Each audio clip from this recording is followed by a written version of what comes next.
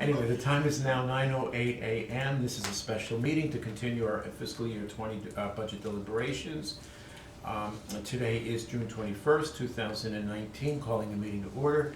Attending are Commissioners Duncan, Brooks, and Filios. Do we have any changes to the agenda? I don't hear of any. We have a few business items as we continue our deliberations. Item number 1, final payroll budget increase based on pay period number 12. Dina, take us away.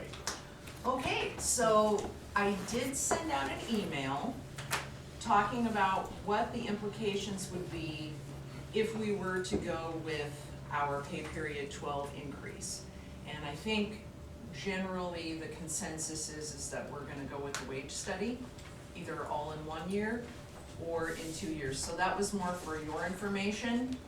The number is much smaller than what the wage study would be, depending on the percentage. So I can put that up on the screen, but I don't know if you guys want to look at it. I can bring it up. Yeah, that's the 2.6. No, this is the Talking about the pay period original. 12. 2% Oh. increase was the original direction of the board.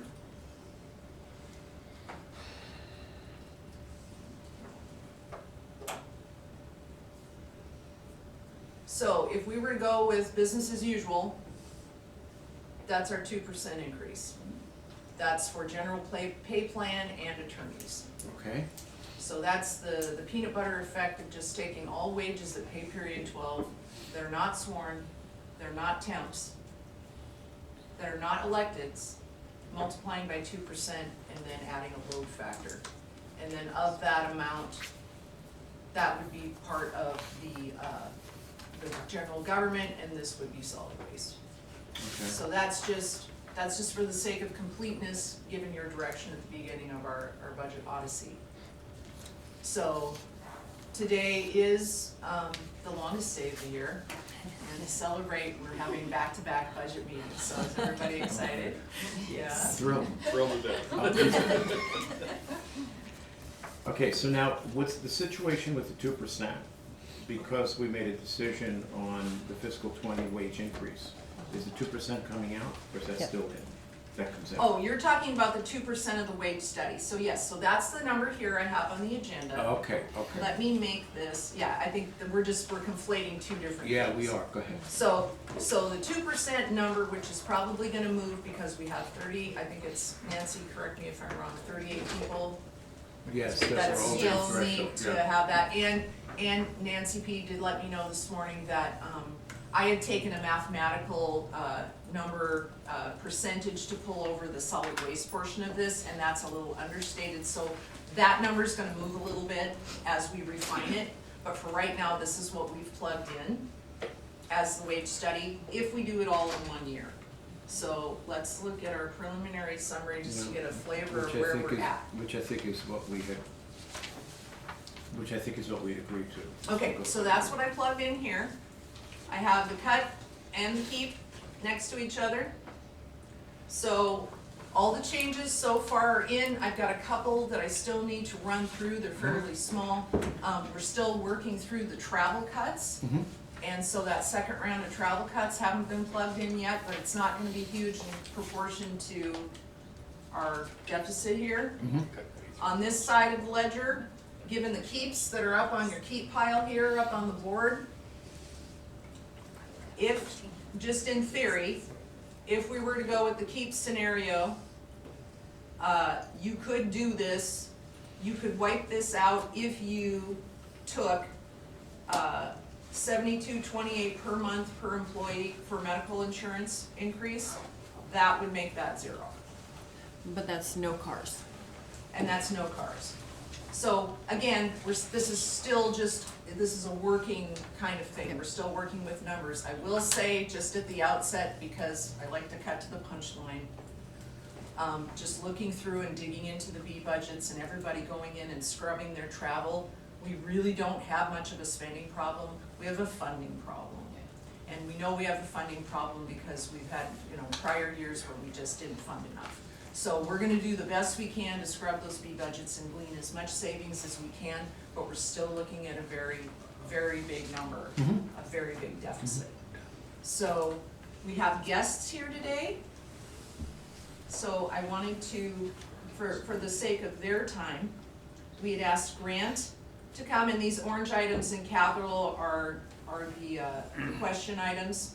We have Rich here, and he's gonna talk about his vehicles. We also have Fleet Management here, and they're gonna talk about their proposal.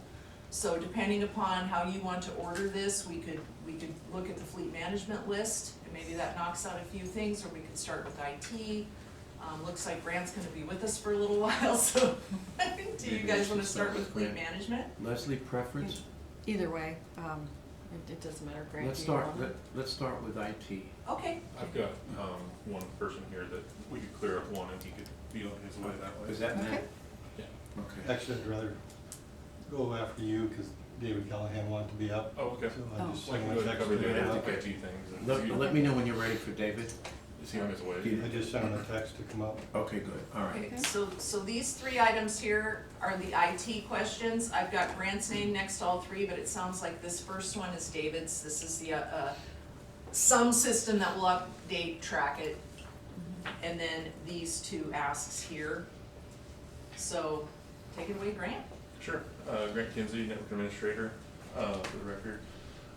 So the two products that we have here, the first one being the Bomgar Remote Support Solution. What this is in IT, obviously, there's a lot of times we need to remote control a computer for various reasons. The number one reason for this, it's replacing an existing asset, but the existing asset has been proven to have a security flaw, a pretty major security flaw, and our regulatory agencies, namely ILETS, CGIS, things like that, they're telling us cease and desist, don't use that anymore.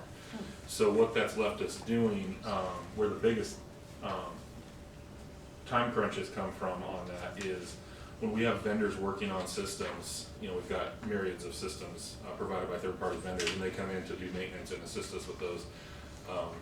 CGIS requires that those are attended, that we cannot leave them working on that on their own. And so what the previous version does and what this does is it allows us to get them in there and then we record that session so that if something were to happen, we could go back and review that later on and see what had gone. Essentially, we're automating that attending. So what's happened is since we've had to cease using this other product over the year, we've probably lost hundreds of man hours of literally taking a person off what they should be doing and sitting there watching a screen with a mouse moving around and doing what they're doing just to say that we've attended this So, system. question, do you absolutely have to have it this year? Fiscal 20? We do, just because we're losing so many man hours. It's to the point where things aren't getting done at our sheriff's department because we're pulling bodies off. When we did the prox card reader upgrade system, we literally probably put 120 hours of someone sitting there staring at a screen, where projects are now falling behind because they weren't working on other things, so. Go ahead, Dean. It just sounds like this might affect overtime. It's an overtime issue.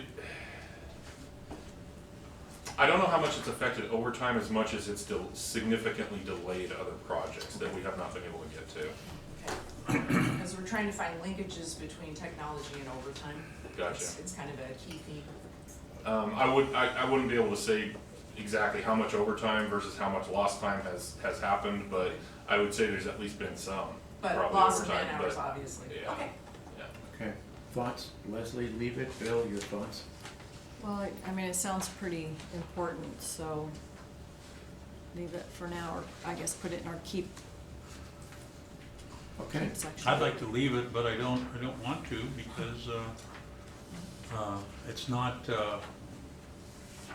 if we buy it, it's not gonna definitely cut overtime, but it will redirect where people are working. Mhm. And those are two entirely different things.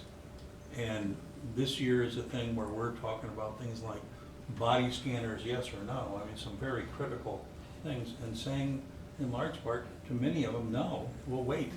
Right. We'll Well, wait a year. And that's all we can do is provide you the facts of why I we're doing it understand. No, and you- understand that we're understanding too. You have to do what you have to You do. guys are great. No, I have no, okay, so we'll leave it for now, so we can move on. Okay, and then what's next? The other one is the Dual Shield Advanced Authentication. Out of the two, I'd say this is one we have to have.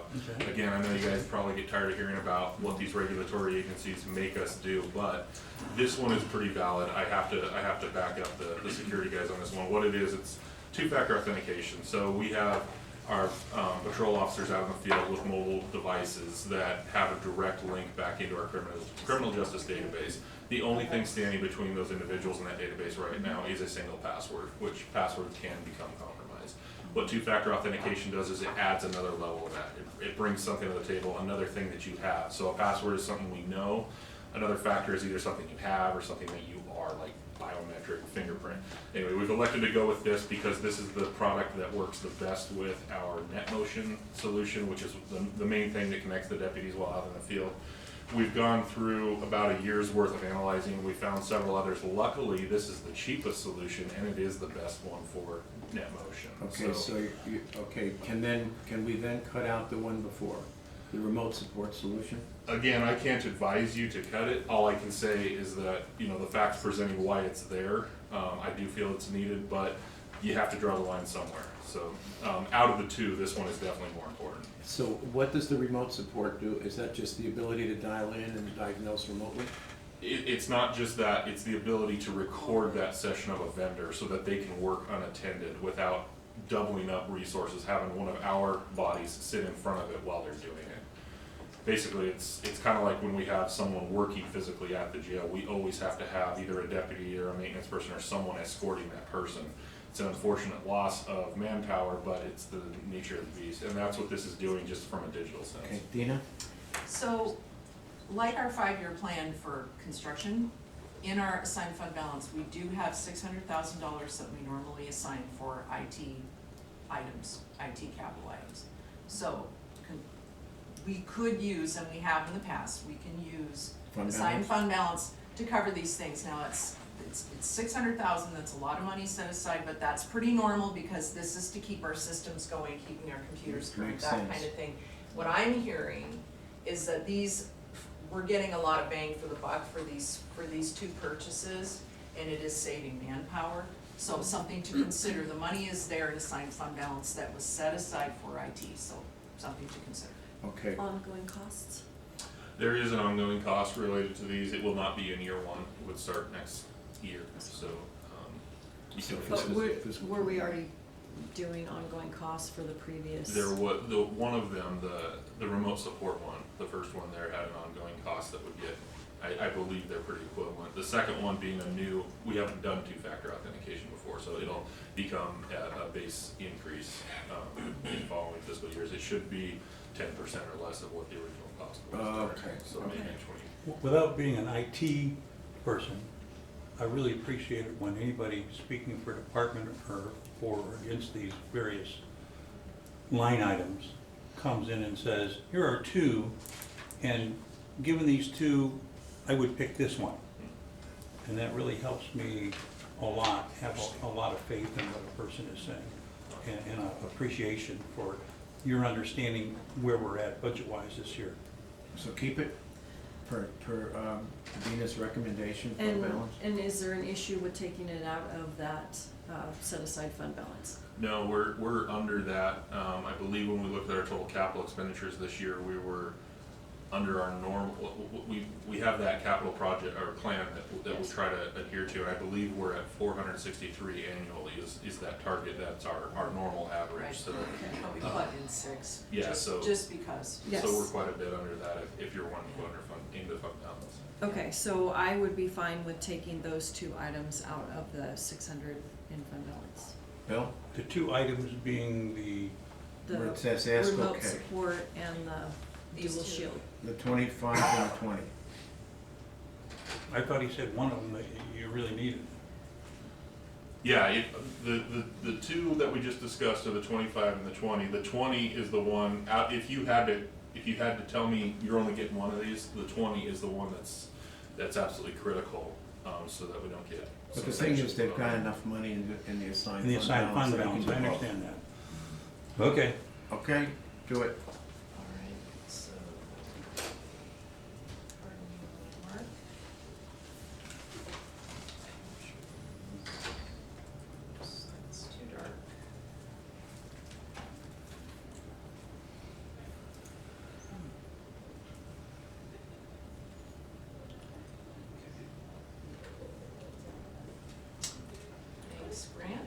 looks like David's here to talk about what's going to replace Trackit. We could give up 47,000 this year. It comes at a cost of 210,000 next year. The short version of this is Trackit has hit the end of its useful life.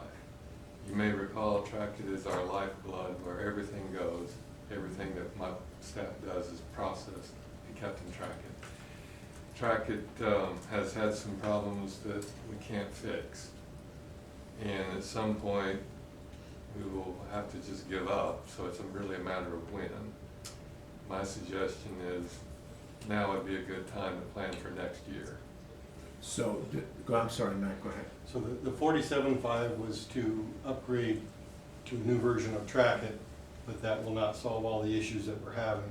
So we've looked at other applications and moving away from Trackit, and that's what that 210 is. That's a number we've talked to a couple different vendors, and it seems like we would be in the range there. Okay, so describe the specific problems. I think you mentioned two to me. Yeah, the two major ones we're having is one right now that whenever you attach a file, you know, Which is building every day. plan, a picture of an inspection to a permit or project and track it, it seems to freeze randomly.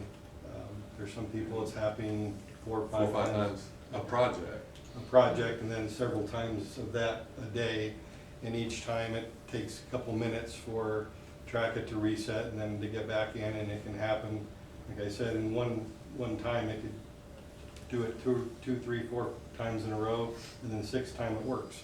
And it'll work the next 10 times, and then it breaks again. And the Trackit staff says there's no fix for that. Yeah, they basically told us that their fix is to spend 47.5 and go to the next version. We're also having problems. Attaching? What's that? Attachments? The attachment is what they say will be fixed by the next version, 47.5, but we're also having problems with our payment portal. So when a contractor tries to pay a building permit fee online, that's crashing. We're still getting data on that, but what I'm hearing is maybe 50% of the time. We had this problem before, last summer. We spent, I think, about $8,000 with brand new servers starting from scratch because they couldn't fix it.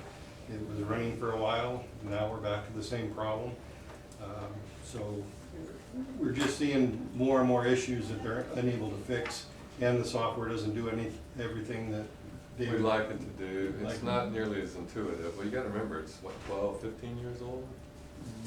Yes, 13, I think. That's what I meant when I started off with it's run its useful life. There's a lifespan of these things. And now would be a good time to plan for a new lifespan. We just are worried that spending 47.5 on a program that's got other issues that's not gonna fix, that we're throwing good money after. Trackit's like some banks, has been bought and bought and bought, and now we don't get near the service we used to. Like a big bank that's been bought over time, you don't have the same rapport of people. So what is it, what's the cost to replace this with New, with something that works, that is useful? 210, 210. yeah, it's real low. And what's the ongoing? Ongoing, the ongoing on Trackit right now is about 35,000. I meant for the. No, in the Ongoing new one, for if the you new one. purchased For a the new new. one, what's the ongoing? 20? The ongoing is 20 for what we've got for the two new ones. This Trackit is 35, so we would be saving 15-ish a year. So, 10-year payback? Actually, a little better than that, because Trackit's increases are 5% a year, and Oh. the new company, I think, one of the new companies is 2% a year.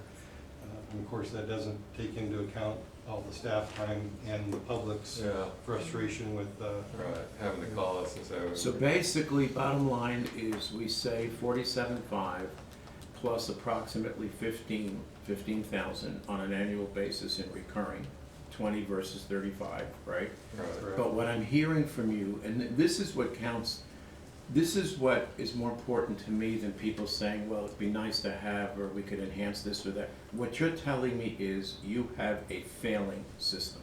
Is that a correct statement? I would Yes. say that's pretty accurate. If the system is failing and your customer service is lacking, We look bad.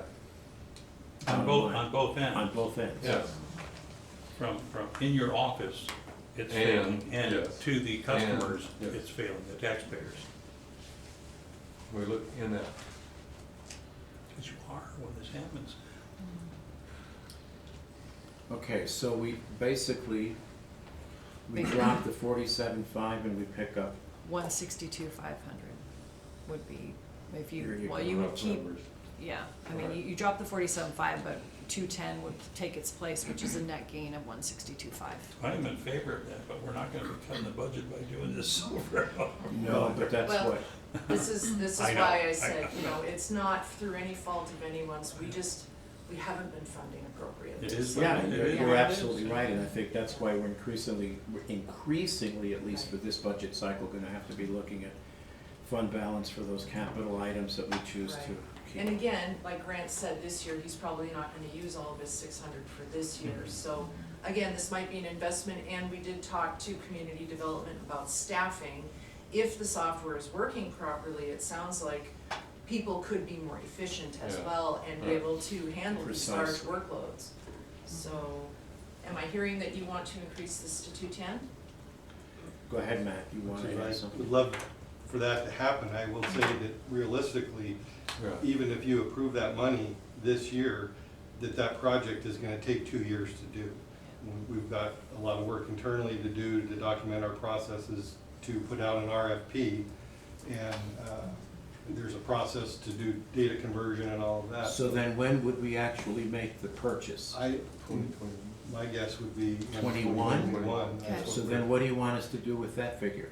That's what we're saying is probably cut that this year and then Yeah, this is a understand. give for this year, it's a take for next year. Okay, okay. Okay, well, that's a good answer. Okay, Better. all right. Yeah, we'll suffer a little this year, but we've been suffering anyway. Right. The information that I have is even if we spend the 47.5, it's gonna take track it a year to even Implement that. So really that. what you're saying is you're willing to suffer Yes. for another year? And it's not any worse than we were gonna be. Right. All right, fine. The takeaway, I just want you to remember, is I'm gonna need to spend this money next year. Right, we do we have a better be- name for it? Because I have a list of my 2021s.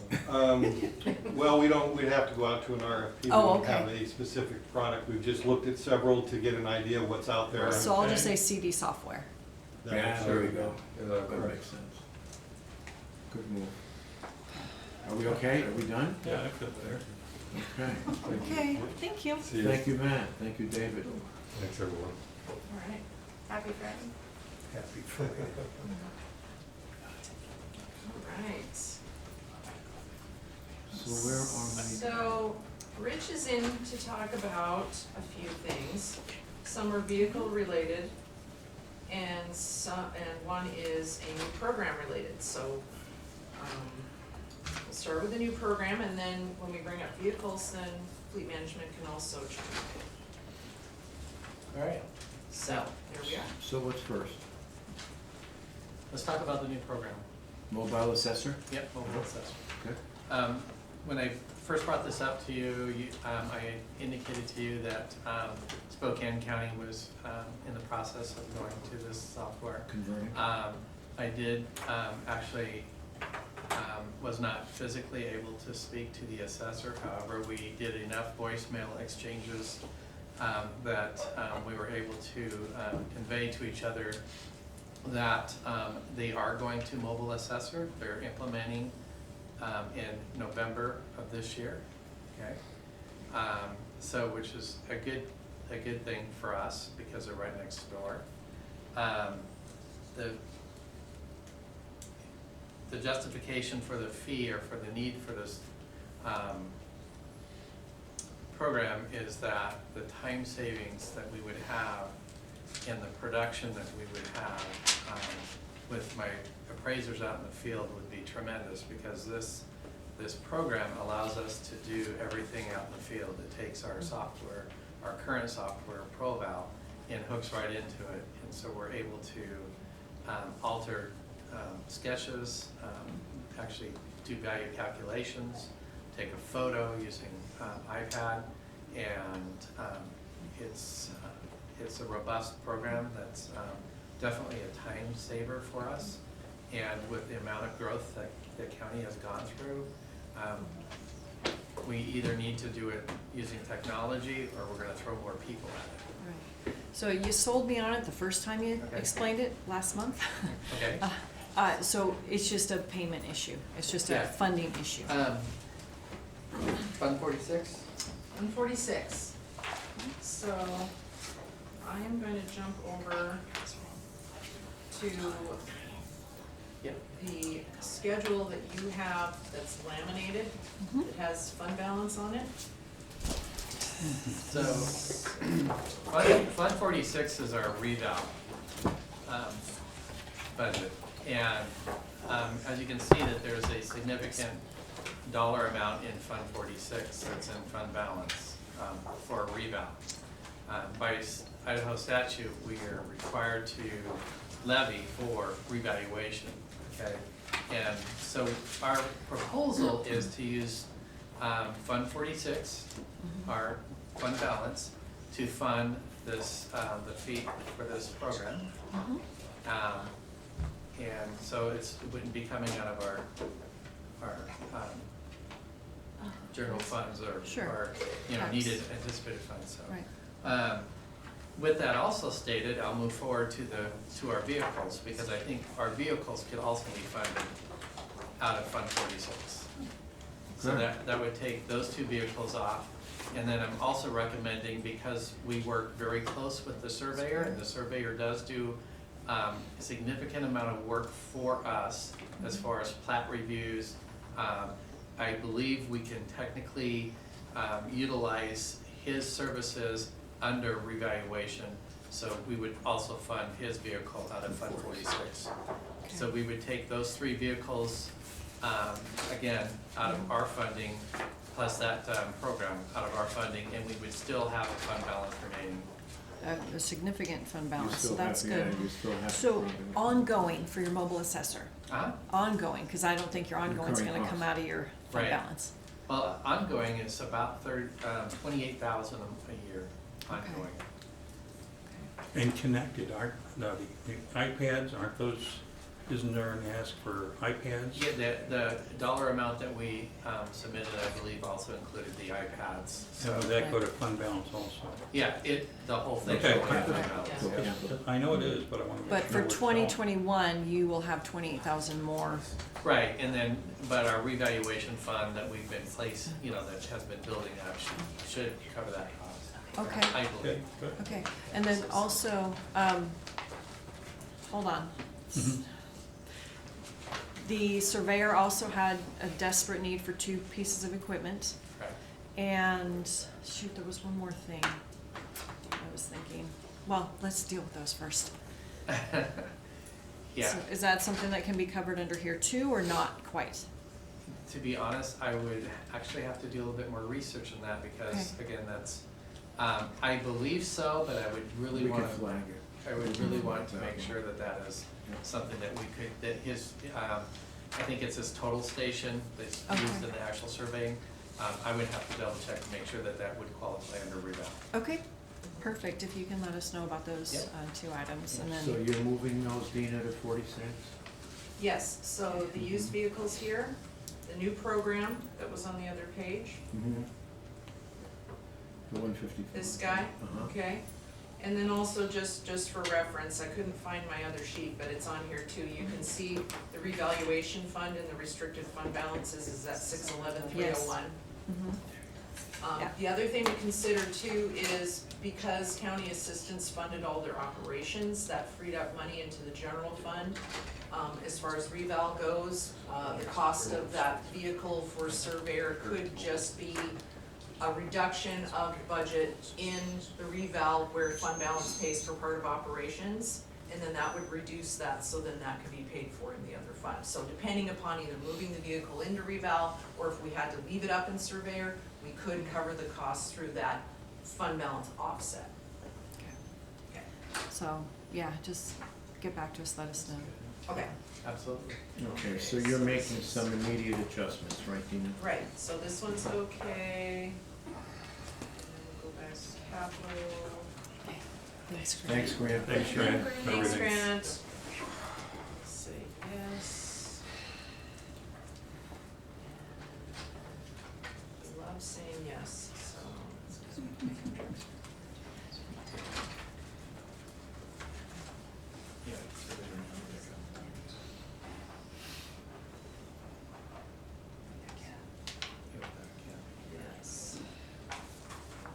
our best to make that happen. Okay, so here's your fleet schedule. I'll go ahead and address fleet management also. And then I may have Kim or Sean assist since they're also in fleet management.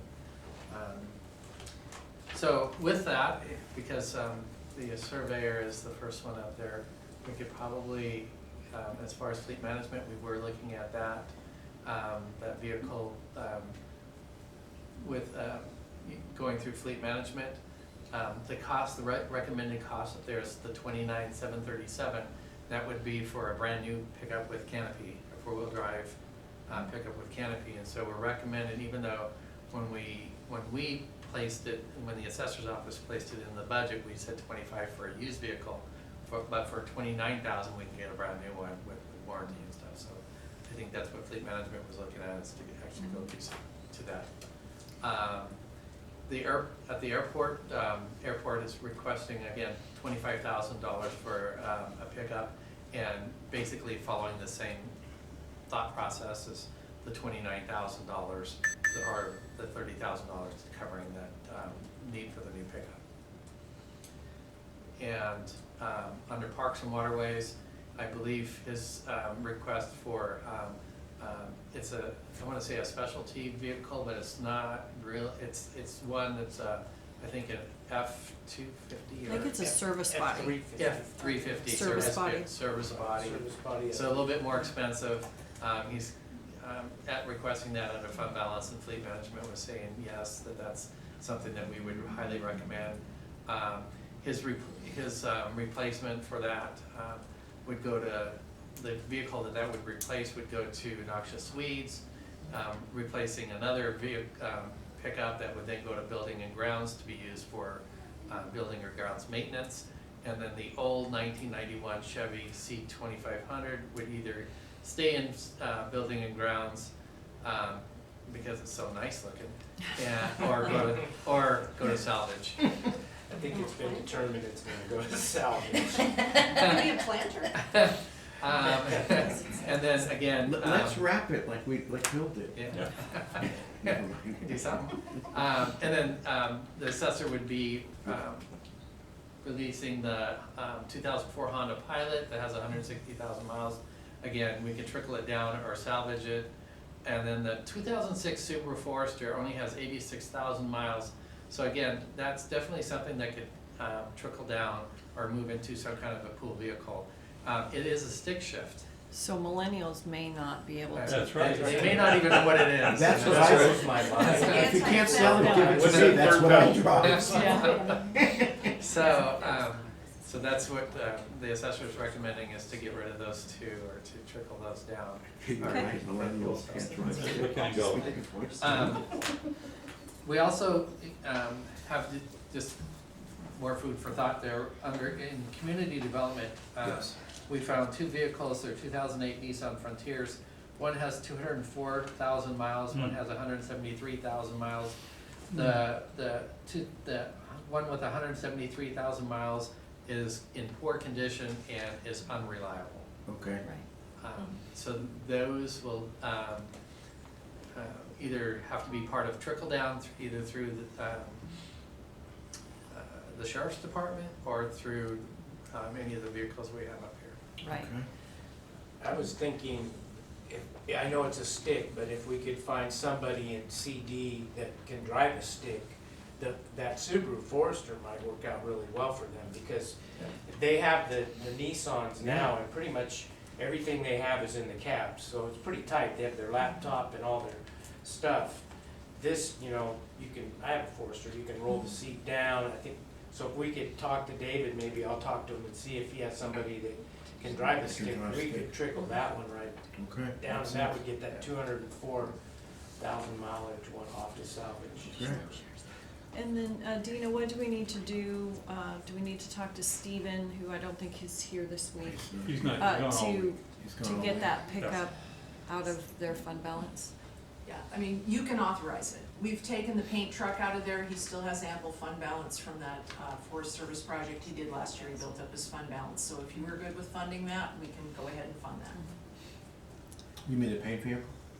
The paid vehicle's already in there, but there's enough to get his pickup too, if you want. Oh, okay, Yeah. okay. So I guess the question is, it sounds like the asks are for used vehicles here, but for not much more, you're getting brand new vehicles. Is the board okay with us funding out of these individual fund balances for brand new vehicles? Yeah. I am. Yeah, my understanding is that it's not kind of like you or us going out and buying a new vehicle. These are already discounted to the point where you're not taking the 20% hit off the lot. So I'm okay with it that way, but otherwise, you know, my last new vehicle was 25 years ago. So, yeah, I mean, I'm fine with that because I think it'll just extend the life. Okay, for here, makes sense, so. thank you. Anything else from fleet management? You guys? Not Okay. that I can- Are we Thank you. good? That was Okay. fleet management. I just want to make Yeah. sure that we keep the community development Yes. in the forefront. So as soon as a vehicle comes available, that we can Yep. trickle it down. So While we does- got fleet management here, I have no idea where we're at with our police cars. Do you guys weigh in on this, or am I ahead of myself? Well, we had set it up to where, Rich, Steve Matheson, Chris, and, Keith? Case Chris, Keith? Case, are going to start negotiating negotiation. with Ford. For a the better only- rate. And I was just gonna bring that up, the only question I had was, were the numbers correct in what they were getting? So it was 24 patrol, 1 K-9, I think it was 1 transport van, 1 pickup for detectives, and was there 1 in there for civil? I don't remember I don't think so. Because we want to be To my precise. list. Right. Yeah, can you bring up your list, Dina? I'm- Yeah, Yeah, I I've don't got the list where I just dumped in some numbers here. So I think the total was like $705,000 for whatever that That's their the ask lease. was. That was, That's That's the the lease That total. was the lease. 705 a year for 3 years. Right. I remember that number pretty clearly. So I think, There it is. and Dina can correct me if I'm wrong, with the negotiations happening, we may not be able to get something in place soon enough for 2020, so then we would see what's left over after the wage funding and fund how many cars we can with that, and then bring it forth to 2021 to get you guys caught up. So it depends. I mean, if the negotiation goes really quick and all the paperwork can be put in place, you know, it's still on the table. But right now, I mean, we're going into BOE, and then after that, we need to have this done by the end of July. So if everything can fall into place by the end of July or mid-July, then that's an option. But right now, it's looking a little tight, so. And I don't know, Dan, I think you were in the last meeting, Steve Matheson feels that we ought to be able to get the interest rate down. I think their quoting is at 6. Yeah, right now, the imputed interest rate Yes. is 6. This is a lot of vehicles. This would be a good deal if we can get a good rate and it catches everyone up, and like Sean was saying earlier, I mean, this is like a one-time shot, we get all Yep. caught up and then we're able to maintain this on a Absolutely, cash absolutely. basis. Yes. So what we can do, if the board, I mean, this is scenario 1, bare bones, this is scenario 2 with pretty much all the stuff we need. One of these vans was cut. Now, did you wanna keep both to catch up, or did you wanna just do one? That will reduce this by about 30,000. I don't know if that's, Can we go down to 1, Dan? Can we cut? we can. Okay, thank Okay. you. all right, well, then we will mark There you go. Because we started out with just one. that. And then in the context of the lease agreement, we added it back. But Right. we're adding all kinds of other vehicles into this whole Yeah. lease program. And that's Precisely. another concern that I have. Because, you know, it all started off with the police cars, and now we're just throwing all kinds of stuff in there, and it's gonna water this down. But, well, I don't think so, because what I'm seeing is, even though those cars, the assessor and the surveyor and all those are added into the lease, those are taken out of their fund balance. So it We're doesn't actually have paying anything. cash for those. Yeah. We're paying Yes, cash for Okay, those, so they those- won't be part of the lease. Okay, so they're out now. Disregard that. Yep. Yeah, So my only other question, and it's mostly to Dina, Sure. and I think it's a common sense question, I mean, so what do you expect to get by negotiating out of Ford? So let's say they cut their interest rate in half, how much is that gonna impact that bottom line number? I guess what I'm saying is, we should be able to get what's the board's bottom line? What's the placeholder here? Well, we don't know We yet don't know because that we yet. haven't discussed the wage. Okay, Yeah. Right, Yeah. and my guess is because we're doing the wage, whatever number this turns out to be, the board has to be willing to fund it with fund balance, because we don't have it. And again, it's a capital item. It's a capital item, but But this it's is an 3 ongoing years. But expense. it's ongoing. No, I understand that. Yeah, I it's an understand. ongoing expense, and it will be for 3 years. So Right. my guess is this will probably go down I mean, if we, maybe under 7, 680, just, it depends on, there's, it's hard to, I mean, if you we cut the. subtract it out, you add it back, Yeah. we'll get a number, I mean, I can plug in a I mean, if number we of drop- 700, Yeah. just as a As a placeholder, placeholder. if you guys are good with You know, that. Dan, it's hard to say, because if we negotiate away from 6 and we get down to, I don't know, 4.5, that could be pretty substantial, but I don't know what that, somebody would have to calculate, I don't know. well, you know, Chris. Would that save 50 grand, 60? I'll have to calculate it, but I can do scenarios at different percentage Yeah. interest rates. Well, if this is linked to the wages, then I guess the bottom line here is we just have to wait and see, but Yeah. the cars, we've sort of got to this point and. Right.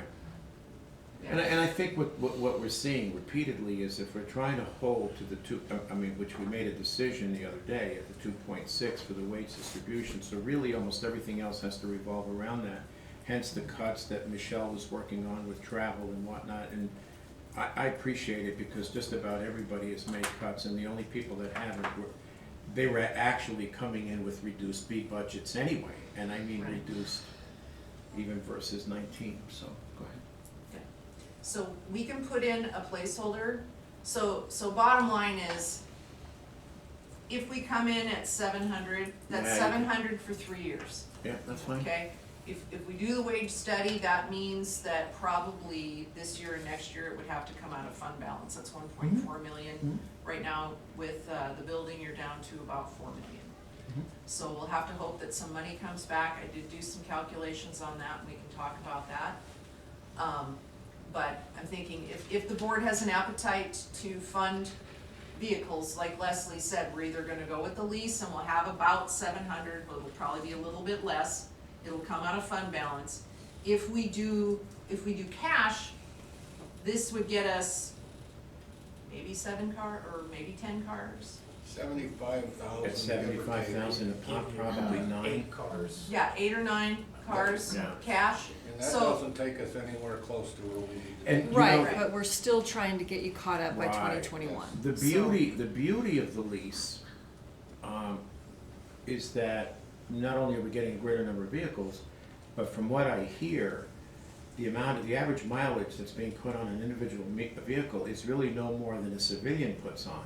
So after 3 years, if we're paying $1 and getting a car with 45 to 50,000 miles, goodness gracious, it's only halfway through its powertrain warranty period. Yeah. So it's Right. I actually gotta a agree good with you, deal. Chris, you know, in principle, it sounds like a good idea, but in practice, we'll have to wait and see. Right. Well, and that's the whole projection thing too that still hasn't hit my desk as far as you get these vehicles and then and so you get nothing for 3 years, and then Mhm. at that 3-year mark, how many are you gonna need now? Because my goal is to do the lease and then that's it, we're paying cash from then on out. Which makes sense, and Yes. not to belabor this, but what you just said, at the end of 3 years, under the assumption that the fleet that we have now has several fairly new cars, not a lot, but I mean, when you take those into account right now, and then you projected 3 years, if we use that 25 number, we would be in a position where we wouldn't probably be coming back asking for 25 cars in Right. 3 years. Right. And so I That's think correct. that your idea is That's correct. makes sense. Yeah, but I need to see those projections though. It's hard to do, I but know. we, you know, anyway. And we'll we're do happy, it. we're happy to help too. That's what I was gonna say, maybe Mel and Isaac could help, because they're part of the fleet management team Okay. anyway, they could project out, the numbers. And it could be too, that the 3rd year, if you're doing the wages the first 2, the 3rd year, you might have enough revenue to where you don't have to go into fund balance for your lease for the Which would be last year. awesome, That, awesome, that could really happen, because now you're not buying vehicles yeah. every year, so the 3rd year, you might have enough, because you paid your wage study off, that you didn't have to. That's correct. Well, Correct. wage That is study's correct. ongoing costs. It's You're- ongoing. It's ongoing Yeah. costs, however, Right. this goes hand in hand with having a Ongoing. vehicle fund. You have a Yes. vehicle pool that you budget for every year, just like contingency or anything else. And that's how you keep your vehicles up, so you're And, not and, having and these really big what this swings. whole exercise, since we've started, is showing is that we're doing what we need to do as we proceed to fund what we said was our top priority, which was the wage increases, and that's the way we're going about it, and I think it makes good sense. And you're also righting a lot of financial wrongs that have happened over the years, because now you're trying to find creative ways to catch up with the underfunding of the vehicles, the underfunding of the employees, the underfunding of your facilities. I mean, this is a huge task, right? Sure. Taking these steps, these are extreme measures, but you're trying to right the ship as best you can with the resources available. So with the board's okay, I will reduce this to one van, Yes, and ma'am. I will plug in 700,000, actually, I'll see what this comes out to, but right now, this would be your finance costs, this 127 at 6%. If we got 3%, basically, you could cut that in half. Which is still makes me sick, because how many cars is that? But you it's the cost of leasing. It's the right. cost of So, leasing. so you weigh, does it, is it worth spending this premium in order to catch us up? Well, actually, technically, let's say we got down to 3%, and so that's one car. Okay, so we're spending one car, but by the time you get to the end of the 3 years, we would have paid money each year for the increase in cost. If the cars go up 5% each There you year, go. then that's gonna help offset that number. Right. That's what Keith was explaining the other day, is Yeah. that 5% gains, you're offsetting it because you're locked in on your And that might not be an 25 average, that could be compounded. So if Well, you it look could at be 5% a year in 3 years compound. from now, they could redo the factory again, and it becomes 12% when you order Yeah. again. Okay, so we can scope that out and maybe do a projection, we'll have Isaac do a Okay. projection. Okay. Okay, so, I'm gonna put in 700. Okay. Look at how good we're doing. Congratulations. All right, so that sounds like we've covered all the fleet. Okay. That's non-sheriff and sheriff. Uh-huh.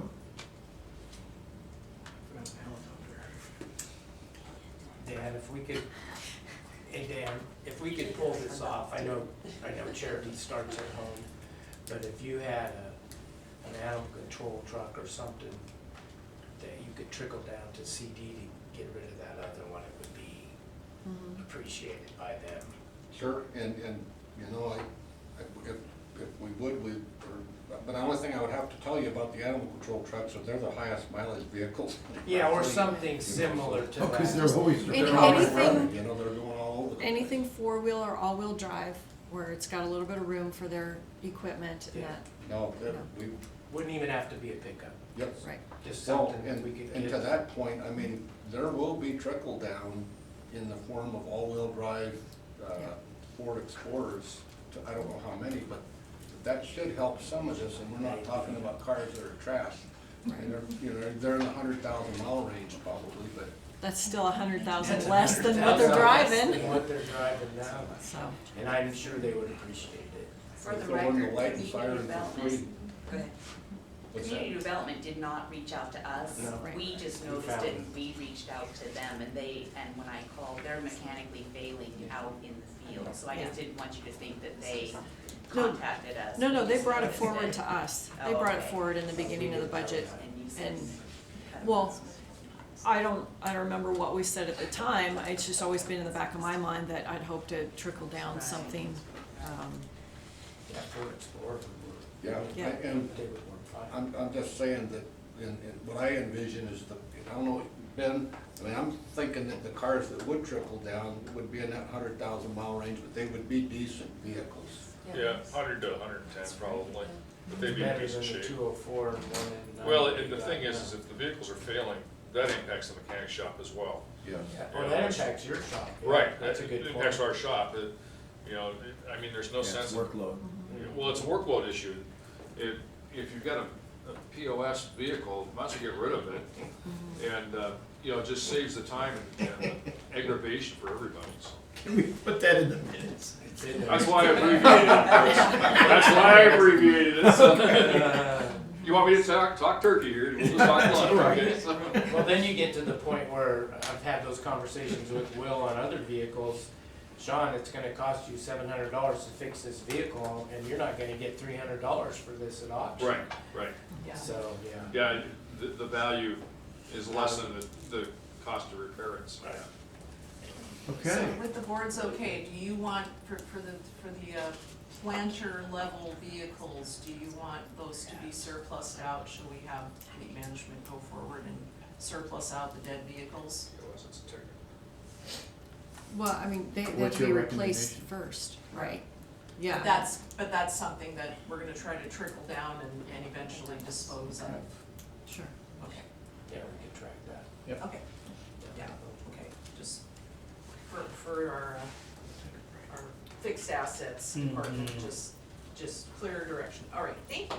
Do you want to take a 10-minute break at this point? Yeah, we're at 1 hour, it's probably a logical place to take a Okay. break.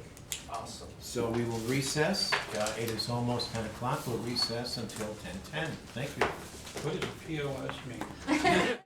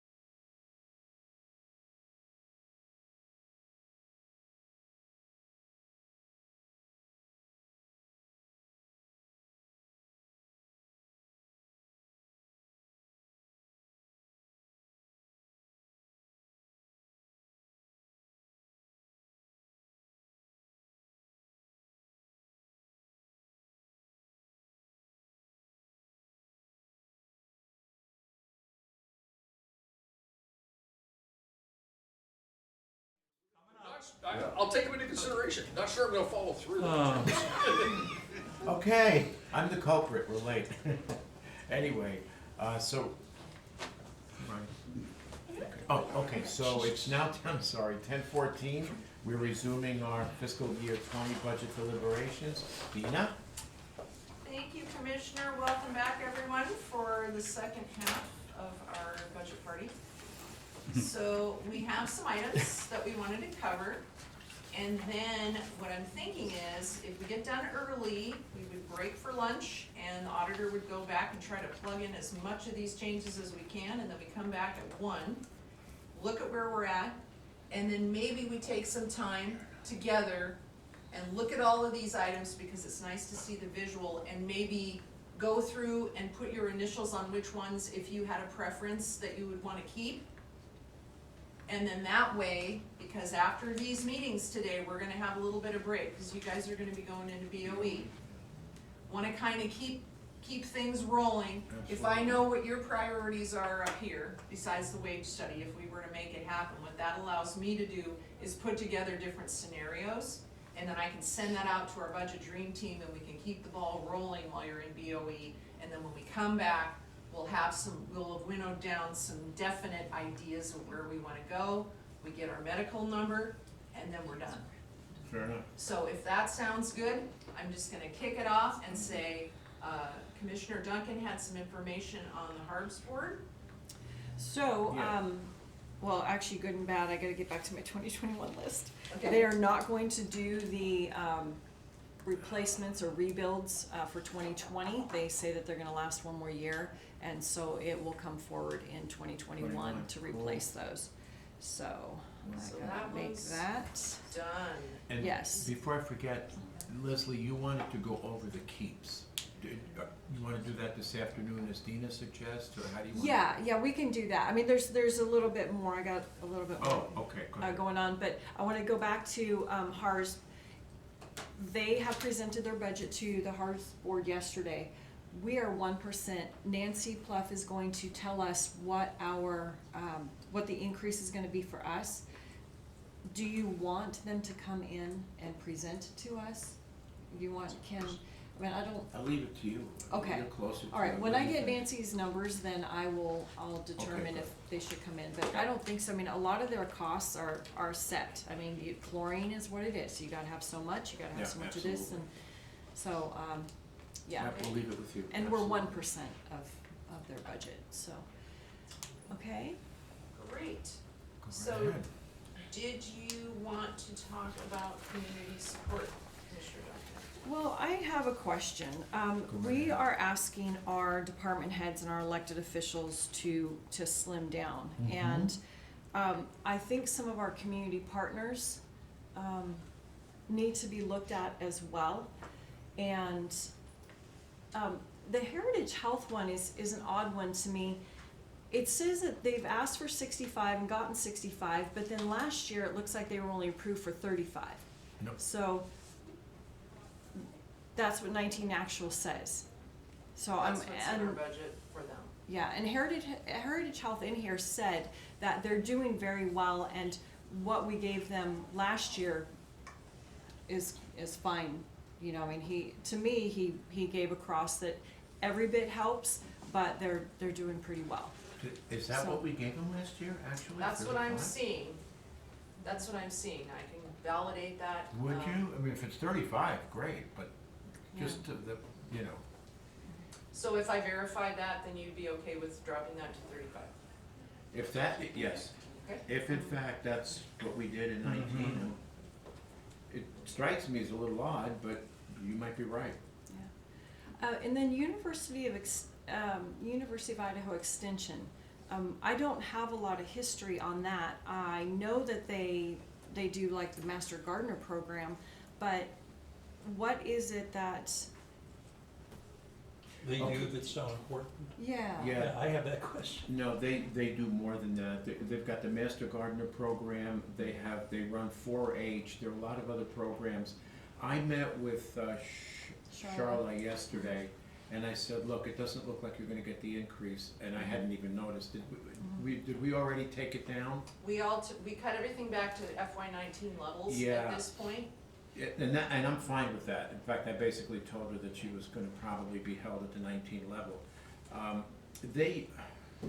There's history here. They were part of the county. Some of you might know better than I do. It predates me.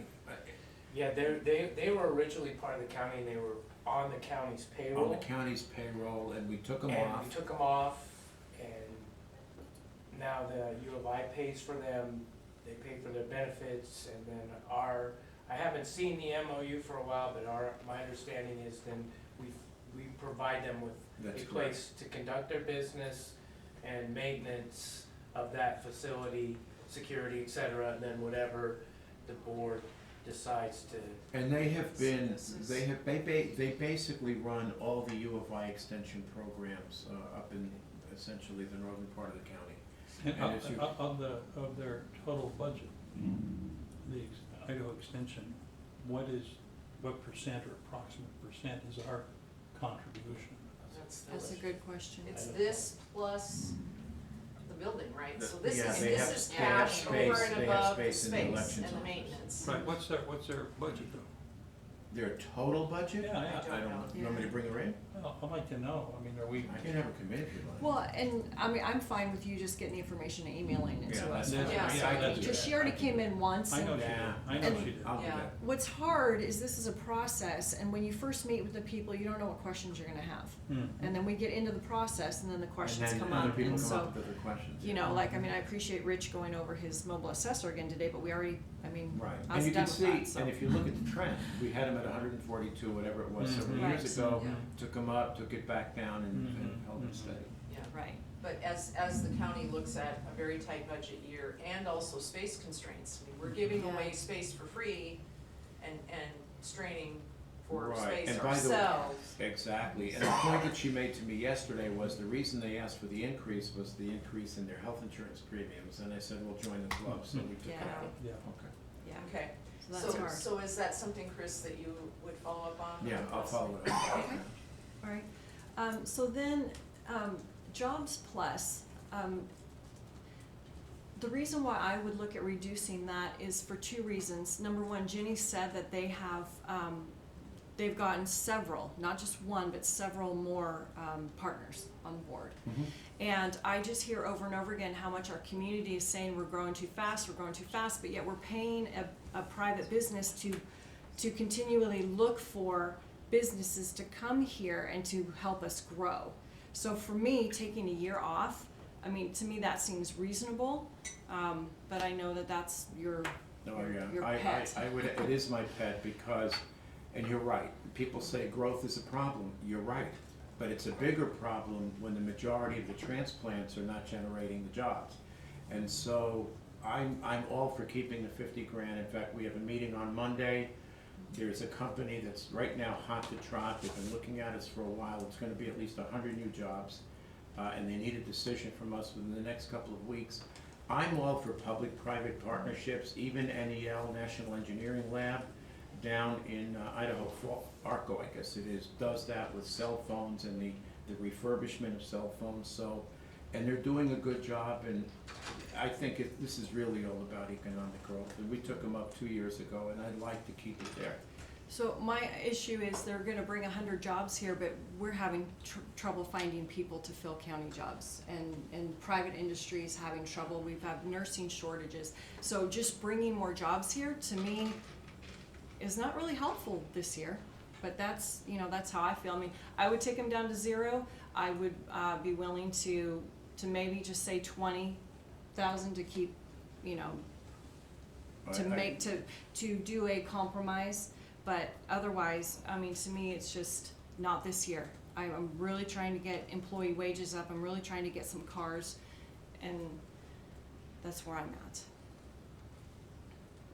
I have been through this before. I'm telling you right now, it's all about economic growth. If you don't get the job base in here, you don't get the tax contribution. We need a commercial base, and that's what we're trying to do. If we're gonna be able to tax accordingly and build a commercial base, we need the businesses. I'm gonna tell you, Bill, do not cut this. What you're telling me? I think Leslie's making a mistake here. Well, she may be, yeah, or she may not Well, be. Don't guess. I'm fine, I'm just telling Okay, you, but let me- it's not gonna go over well with the other companies Let me, that are funding Jobs let me Plus. put my little spin on it, and you can go. $50,000 may be cheap, we should maybe double it. But I wanna know precisely what we're getting for it numerically, not pie in the sky wise, because this is not a year for pie in the sky.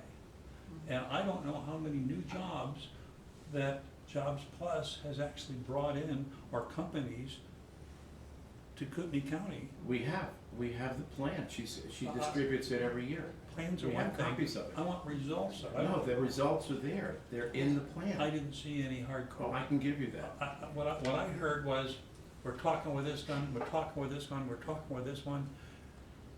Well, which ones, well, I can't tell you who, can't tell you where, can't tell you how Well, much. there's this, yes, because when they're in a negotiating stage, they can't afford that the employees of these companies find out and create a potential exodus. But if you want the information, I have it, they publish it every year. I mean, they Their generated numbers are thousands good. and thousands. Their numbers are really good, but my issue is, I think that we are the only government agency that's contributing that much money to them. And because she said she has several new partners coming on, I don't think that it's going to harm their mission. I would like I to, have to disagree, but this is a hard one. it is a hard one. I mean, It's not a mandated service. I know that, there's many of them that if we just use that as a guidepost, we'd be cutting the hell out of a whole bunch of things. I would like to see those numbers, I would like to put a question mark there, I would like to revisit this. If Okay, that's I'll okay, give you- is I'll give that, you is that that. fair? Will you both It's of you flagged. Sure. Yeah. not hurt me for that? We Yeah. have it Okay. flagged. Good. I'm not sure about Chris. Well, Okay. I mean, I You- live this, you know, you can go. I'm just telling you. Dave, could you come to my office after the, All right. Okay, so It's my all two about biggest building the ones. commercial base. I get that, and I don't we- think they're gonna stop their mission because we don't fund them one year or we reduce their funding one year. No, they're not, it's not, what's gonna happen is it's gonna reduce the resources that they have to continue the recruiting. But we have a whole lot of really bad things that are gonna happen if we keep making No, exceptions. what's gonna be bad is when we know we have to continue a 3% tax rate going Yes. forward, and we don't build the commercial base that That too, contributes to that. that too. That- Because But- remember, residential development, I know. we've said repeatedly, does not pay for itself. No, it Right, we just don't have so it's this big cycle, we don't have a lot of housing right now for the people coming in, and we don't have the workers for new companies bringing new jobs to us. And so then that means they have to bring in employees to fill those jobs, which we don't have the residential for, so now we have to build more residential, which puts our infrastructure at a point. It's one of these cycles, and with, I love a good economy, but then there's the downside of these pinches that we feel, that we can't fill positions. We've got how many? Well, we heard that from Kootenai. Yeah. We hired them, they came here, they couldn't find housing, they left. So it's just one of those cycles that I just was like, to me, that might be just a place where we can glean a little bit one year and revisit it next year, and, I'd be happy for more information and we can Mhm. all Yep. cogitate about it. Okay, so to help make my case, let's go down the line. Mm-hmm. All right, no, I'm just, we have I'm sorry, I'm gonna make one more point. Go ahead. Our growth is highly imbalanced. The single biggest growth segment that we had in 2018 was over the age of 65. By the way, that's me, except I'm still working. The fact is, they're not generating the jobs, and yes, you're right, we have a housing issue. But one day, your kids might, it's too late for mine, but your kids might wanna work here. If we don't build that commercial base, the jobs will not be here. The housing will come, and it'll come with the demand. But the fact of the matter is, we're not building a sufficient commercial base. I'm just saying that we have jobs right now that cannot be filled. Right now, Yeah, but they 2019. don't pay. That's part of the problem. The jobs that we're offering up here are not paying competitive wages. That's really the problem. And I'm not saying that either one of those things aren't true. Sure. But if we, worst case, bailed on it for 1 year, it's gonna kill them. No, I think. No, but I think it's gonna hurt the recruiting efforts. It will. Okay, anyway. Question, just Yes. before we leave this subject. Now, I seem to remember a company coming in, I think it was the one in Post Falls, the gun holster manufacturer, or somebody. Well, they were some here, they Big expanded. company right. came in and then the county gave them a tax break for X amount of years? Well, you're thinking of Orgill. Okay. Right. So You're is that thinking of normal, Orgill. so the companies that Jobs Plus bring in, are we gonna get any tax revenue from them Yeah, you'll anytime get tax soon? revenue, it'll be reduced revenue typically for the first 4 or 5 years. Okay, And then beginning in the 5th year, you're picking up 100%. so it's the- long-term Yeah, the investment. particular company that we're gonna hear about, we, the board, on Monday. probably Monday, is already essentially made the commitment. Yes, they're looking for some sort of a break, but they're bringing in 100 jobs. They already employ over 500. So they're figuring they're gonna bring in 100 and potentially be hiring more. And I have the ranges of the salaries, they're pretty good. But we'll get to that later. Just another layer of it. Right. Anyways. So what we have, what I would suggest here is, see Kootenai recovery Uh-huh. from 7,500 to 30. This is, I'm willing to work. To 300 No, I or know. 3,000? Okay, so on the new amount column is what we've already cut them Oh, to. we already cut that. Yeah. Yes. Oh, yeah. Yes, we already, so that you gotta look at the new amount column. So this So then is we've already where made we those are, cuts. this Yes. is where we are now. We did, Yeah. we did. Yeah, so that's why I want her to verify the Heritage Health, because, you know, that, seeing that they're only 35,000 for 19, Mhm. you know, keeping them there. Yeah, we need to know what this is, because we're already giving them a free building, free maintenance, and all of that. Yeah, It'd be interesting to know what they're Are using we this for. statutorily bound to some amount with UMI extension? I I don't don't believe think so. I just wrote a note, I'm gonna go do some research on Would that you mind? MOU. Okay. I don't, Because it seems to me that when this all went down in the beginning, I Good question. didn't think we were gonna. Good question. Yeah. Okay, so I just got a verification, this is 65. Heritage Health? Yep, And Okay. I kind of suspected that. So somehow it just got, well, and it may be that we paid it in 2 parts or something, so. okay. Okay, So, I mean, I'm willing to even go back, I mean, I just remember that meeting clearly, like, you know, they're doing great. And so if we wanted to ask, I mean, even 5,000 takes, you know, a little pressure off here and there. So if we wanted to do that, fine, otherwise, you know, it's been pretty solid for several years. I'm good with that. So, you buy a couple tires for a car. What about trickle Yeah. down? yeah, so, 2 tires for a Two grader. tires. Two For a tires. $2,000 a tire for a grader. We don't have graders, so, okay. yeah. I'm fine with that. You want to take that down to 60? Yeah, For this one? yeah. Okay. Not much of a haircut, but.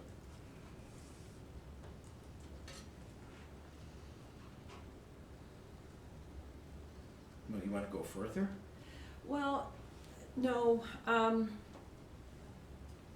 actually, I'd just like to just reach out and just say realistically, what's this gonna, can you take a $15,000 haircut? Yeah. Or can you take a $5,000 Give it a shot. haircut? So Yes. I Okay, I'll will, put that on your follow-ups. Just this year. yeah.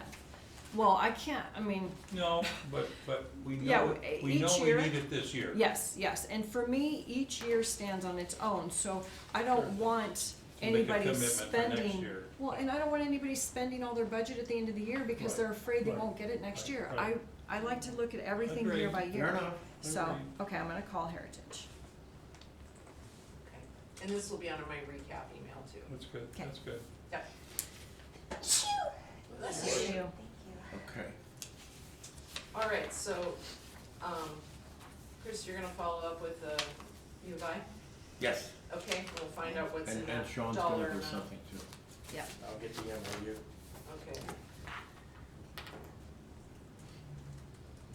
I think those are bigs, I mean, and depending on what Heritage says, I wouldn't even mind upping Crisis Center to 10,000, because some of these things are taking, Well, that's offloading the emergency room and the cost associated. Yes, I think that's and what you're thinking. that is what I'm Yes. thinking, Fair enough. so, I can add to that if you'd like. Please. That also helps us out incredibly, the crisis center. yeah, I mean, they see over 100 referrals a year from law enforcement to the crisis center that people we're not dealing with over and over and over again who are in some sort of behavioral health crisis, or go out and commit a crime and end up in our jail. So I mean, it's the crisis center is a godsend for us. yeah.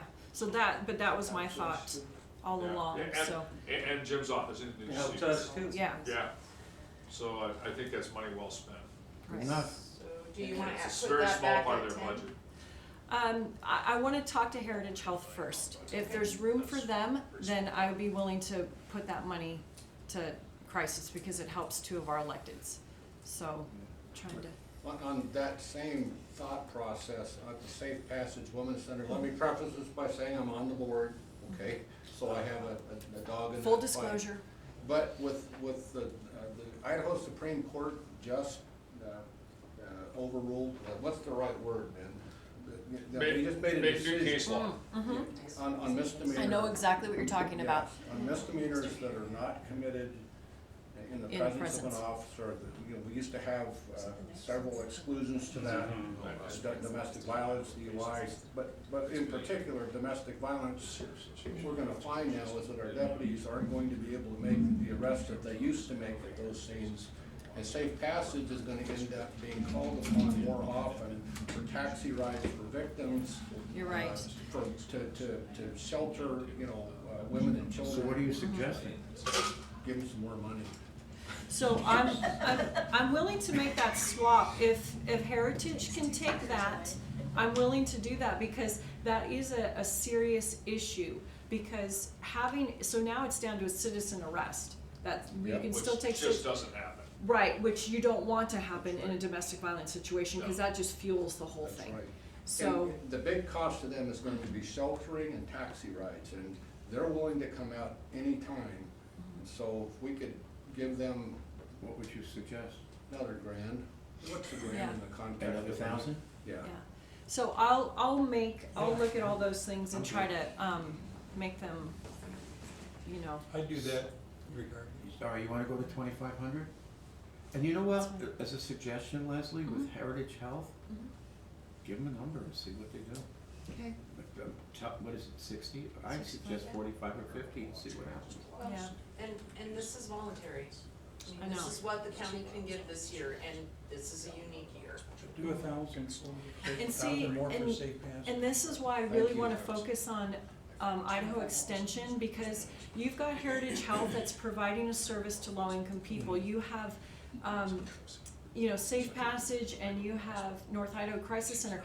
University of Idaho Extension is providing good stuff for people who can afford to pay for classes and things. Well, that's a good point. And- That is a good point. And so, and trust me, I mean, I've been to one of their classes, I loved it. I'll And- take care of it. Okay, Yeah, let me see if. Thank you. because I'd rather have that come from University Extension than Heritage Health, but I'm just going by what happened in the meeting, so. And I'd rather have it come from there than Jobs Plus. You just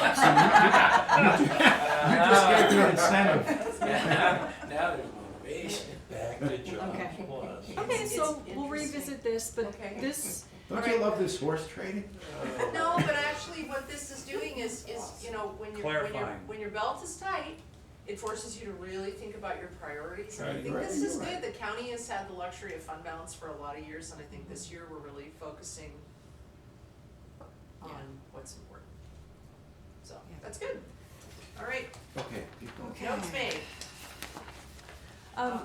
So the pretty piece of paper that I try not to print because it's in color, can we go to that for a minute? That was yes, that one there, yeah, okay. So without the changes, Grand for Safe Passage. Yeah, yeah. so take that to your board. After the budget hearing, there has to be safe passage for us.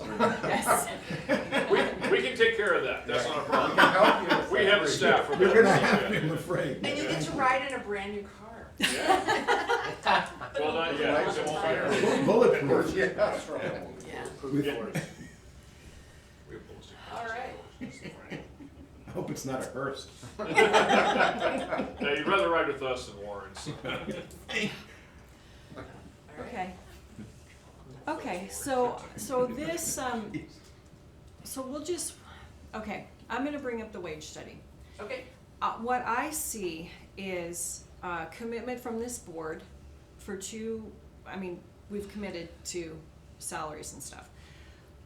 I see a lot of very, very important things that I think need to get done this year.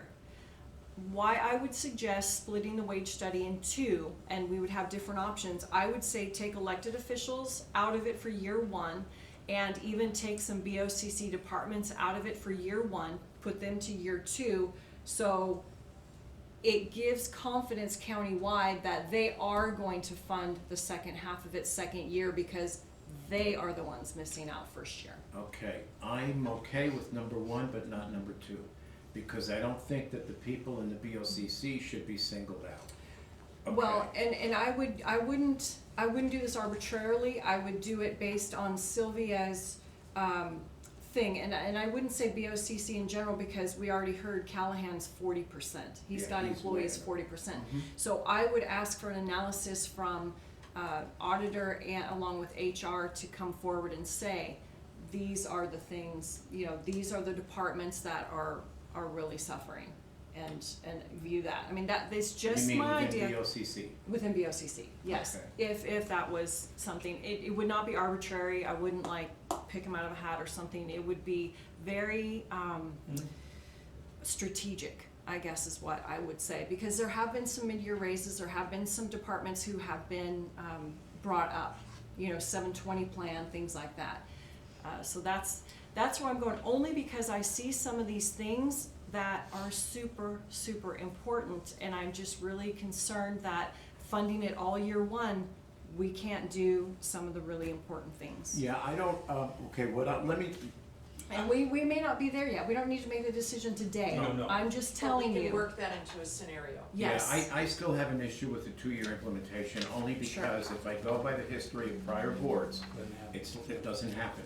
Right. However, I think there's merit to what Leslie's suggesting, and in fact, I'll even go so far as to say that with regard to the EO segment, and some of those increases were rather hefty, and by the way, I think they're probably accurate, Absolutely. Mhm. but I would also keep us collectively, EOs to 3%.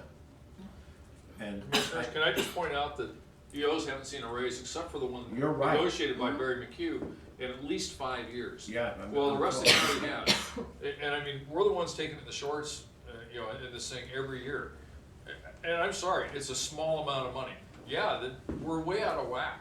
We're way out of whack. And we're way out of whack countywide, but the EOs are the worst ones in the bunch. The higher you go in the rank, the worse it gets. Now, And is it right to penalize those who are in charge? no, No. And I mean, yeah. I mean, Rich here took a $10,000 a year pay cut, to be the elected position. My undersheriff makes $17,000 a year more than I do. We're way out of whack. now I'll It's tell long. you, But I buy breakfast every time. I make him do that.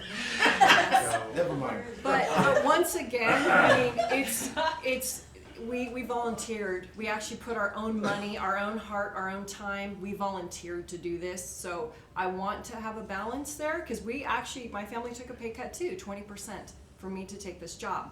So I do understand that, and I'm not trying to be mean or anything. I'm just saying that I want to put the employees first, because I can't go down and do community development's job, nor would I want to, nor would I want to work in the auditor's office. Way too many numbers. So I know, and I love visiting. Okay, like California, I love visiting. I do not want to stay there. So I'm not saying that things are not out of whack. I'm just saying that if we're looking at priorities, my priorities are the boots on the ground who are face to face with citizens who Very good can't point. go anywhere else for their service. I volunteered for this. We knew. We talked to the kids. We said, hey, this is going to be a pay cut, so you're just not going to be able to have everything you want when you want it. So that's my philosophy. People agree, people don't agree. That's just where I came with it. If I can respond to that, Absolutely. I knew I took a pay cut when I got this, but I also know that there was a pay study, or a citizen study that said, put the elected officials in with the rest of the general pay plan. If that had happened then, we would have kept up, but that didn't happen then. You're right. And so I came in with an expectation based upon a citizens commission that the board, had out there, and the board decided not to follow through with it. Right. So, was I led down the primrose path? Probably not, because I've been in county government long enough to know that, nothing ever happens that's promised the second year. I've never seen it when it comes to pay.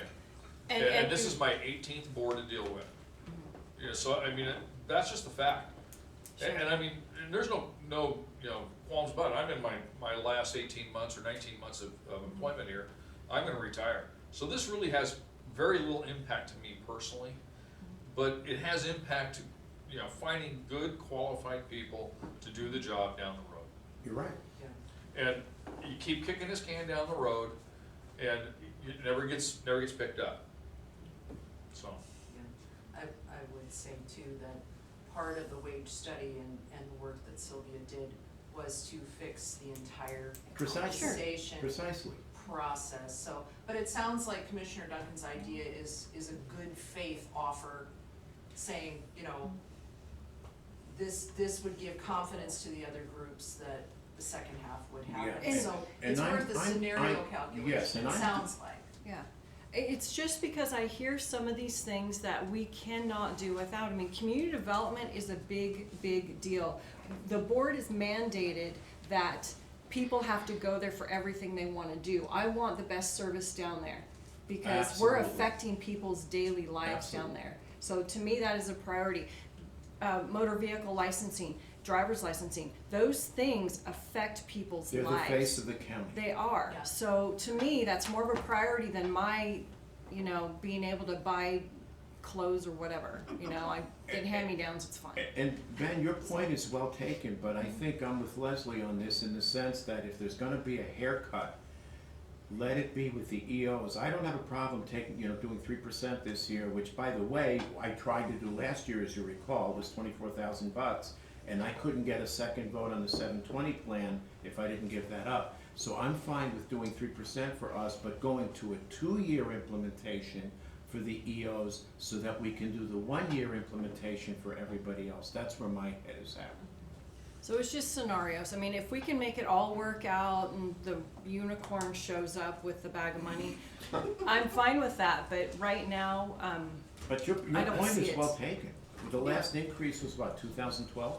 it was 5 years ago. Yeah. It But sounds I like it agree needs to with be done. both Leslie and Chris, that's the way we ought to, at least initially structure yeah. this for scenario, Yeah, we can build it into a scenario, that's the thing, once Yeah. we're done today, we can build this out as many scenarios as you want.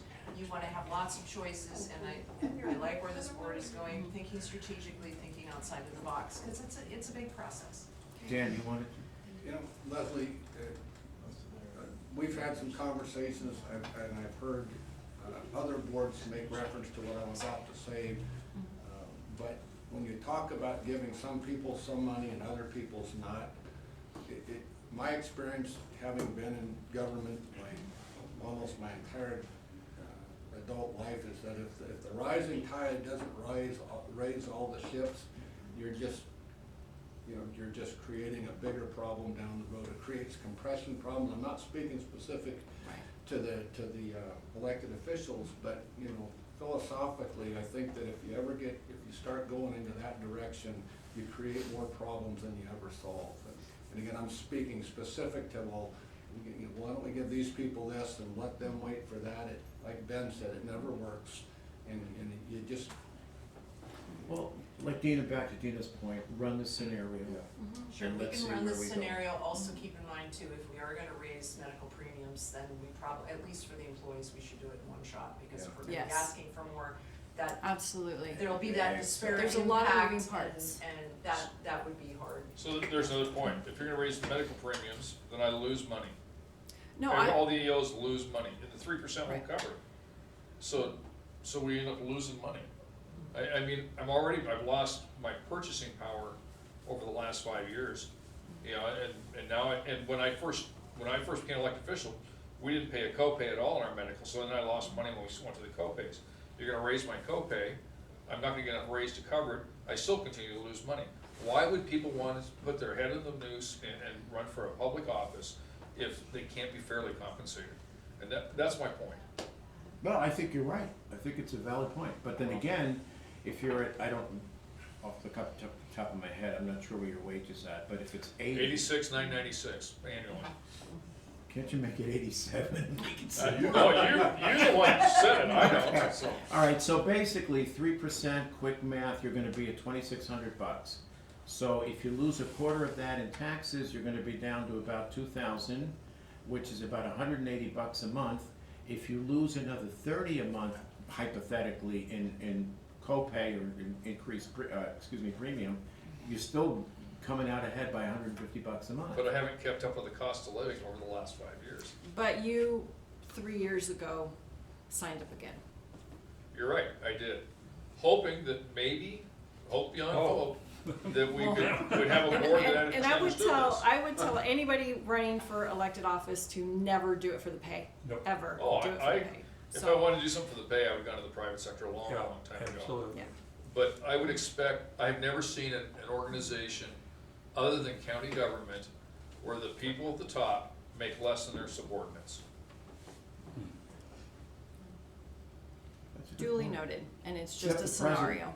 Except the president. He makes Yeah. $450, and I don't know that there's another civil servant that makes, we got some at $250 and $300. But would you do his job at $450? No, he's not even doing it, he's volunteering. Okay, all right, let's keep going. So all that to say, we know that we're super tight. And before the wage study came out, we kind of gone over some things, and these numbers up here don't reflect stuff that was talked about on Monday. So to Dr. Keene's point, we, as the board, cut the Lab. lab, and and the design was never added in because we hadn't gotten to the wage study yet. So I wish I had better news, but I don't think that we're going to be able to fund the employee thing and the lab and the design, even the design portion. What was the And- design portion? Yeah, it's over 100,000. I think those figures are Was inaccurate. it 70? As you see there, the lab from today's architect numbers is $545,000. Mhm. And his fee was about 10% of that, which is 50,000, 54,000. Now, on Monday, it was inflated to 700,000 and 15% of that was 105,000. But I presented to all of you the architectural email, which shows the accurate numbers, and so Right. we're only talking about $50,000 Right. for design fees. I haven't seen that email. Who was the architect? The one you sent me to, Dale Hickman. Okay, so I did a little bit of research. I was working from home yesterday. I think those numbers are pretty close because I don't know of any architect in town who can design that. That's a specialty item, so Right. probably kind of like the jail. We didn't have an architect here that had that type of experience, so we had to get one out of Boise. So you're going to have to get someone who that is their specialty. Right. That's gonna cost you more money. That's just, the architect for the jail was almost 17%. Because that's a specialty item, just like Right. a pathologist is 250,000. And my other, and I'll do it, you want me to build a lab, I'll build a lab. It doesn't matter to me, but if, in the past, I've seen boards spend money for design and plans and then not follow through with Right. building. So if you commit the money, you're really That's a committing fair to statement. building it and funding it. That's And a I'm fair just statement. advising. Well, I think that's the right idea, there's no way we can build a lab this year. There's no Right. way. Right. But what do we do to, as much as we can, let the coroner know and the public know that we're locking ourselves into something that we really don't want to back out of next year? Not that we couldn't, Right. we could, but if you do the design and say, that's it for this year, that's it, doctor, I'm sorry, we don't have it, but you've heard it for year after year after year, but they haven't done what we're doing. So here's where I'm going to differ a little bit. I don't think that the county can fund the ongoing expense when the lab is completely up. I haven't seen those numbers, I haven't seen any of that. So for me this year, I wouldn't want to make that promise that here's your design fees because we're going to fund it. I can't say that in my 4 years that I'm going to get there, you know, and to Dr. King's point, he does a great job, and I appreciate that, and I appreciate the forward thinking. But for me, I haven't seen that I can get behind it yet. And it doesn't mean that you'll never have it. It just means right now I have other things that I think are doing that. And I've heard all your arguments and all that. It's just, I've also heard numbers of $500,000 a year to run the lab with the pathologist, with the other people, with everything behind it. And this county can't sustain $500,000 operating cost after the $500,000 build. So that's just where I'm at. Every year is different, and I will look at things every year. But right now, I can't commit to any design fees, because when I do, I'm going to make sure I'm 100% on board, and I'm going to go forward. I'm going to fight for it. Yeah, I think we just need to say to Dr. King, we're not doing it, and be upfront and honest with him, and not dangle this out about next year. We're not doing it, and I'm not prepared to do that. And it may come up, because I said I will look at it every single year, and it may come up where everything has fallen into place and it's the right time, you know. And I know that we all have to look at it differently, otherwise there would be a king over Kootenai County and not 9 elected officials. So it's, you know, and I don't like giving bad news, and I don't like saying that, you know, you might not get your 25 cars this year. But I don't like you saying it either. I know. Dan just went, Yeah, Do you so- wanna jump in here? Well, I think it's really short-sighted to not move forward with at least the design portion of the lab. I've been bringing it forward every year for 5 years. It's gone from $300,000 to now $545,000. All of the scenarios that I brought forth last year and this year shows the lab pays for itself within 5 years. The items that we're gonna discuss in the next meetings with Leslie and with Bill will show you where there are significant additional costs that may come the county's way, and we are ill-prepared to even function. Okay. So, but you're talking about the lab is going to be paid for in 5 years, not the ongoing cost. I can tell you that Franklin Benton County has a independent contractor agreement with a forensic pathologist to come in and do their autopsies, and they do the same amount that we do. And so their ongoing costs are the coroner's office and electricity. It's not $500,000. I don't know where you got that number, but it's totally wrong. Well, a full-time pathologist being $230,000 plus additional staff and, you know, supplies, whatever else you need. I mean, they just was a very Well, big ballpark figure. That assumption is that we will forever be able to go to Spokane. And yes, they are building a new building, 35,000 square feet is what I heard. But they have no contingency, and when I presented my budget to you, perhaps I didn't stress this enough. Their pathologists are older than we are, Chris and Bill and I, not you, sorry. They have no contingency to replace those people. So then where does ours come from? How do we get one? I'm not worried about them, I'm worried about my county, and I'm talking that there are pathologists out there, there are private companies that you can pay to come and do an autopsy. It doesn't have to be a company or a county employee that has all those ongoing costs all the time. Right. But to say that in 4 years, you're never gonna support it. I said I'd look at it each single year, but right now, based on all of the information that I have, I don't see that changing. Okay, but I will look at it every year. But what you're saying is that in those 4 years, Spokane is always gonna take care of us. You That's know what, what I you don't say. know what's, I No, don't we know what's don't- gonna we happen don't know tomorrow. that. I don't know that, but I cannot run a county or put input in based on those kinds of things, you know, it's not possible. So it's bad news, and I'm sorry, I don't like to have to do that. I hate to say to any, you know, elected official, you don't get this, but sheriffs are getting used to it, because I've been saying no to a And lot my of things. budget is 0.4% of the county. And you expect me to do the outstanding job that everybody in the county appreciates that we're doing. And you're not gonna get another coroner to take this job. I took a 70% cut in pay because this job needed to be done and done well.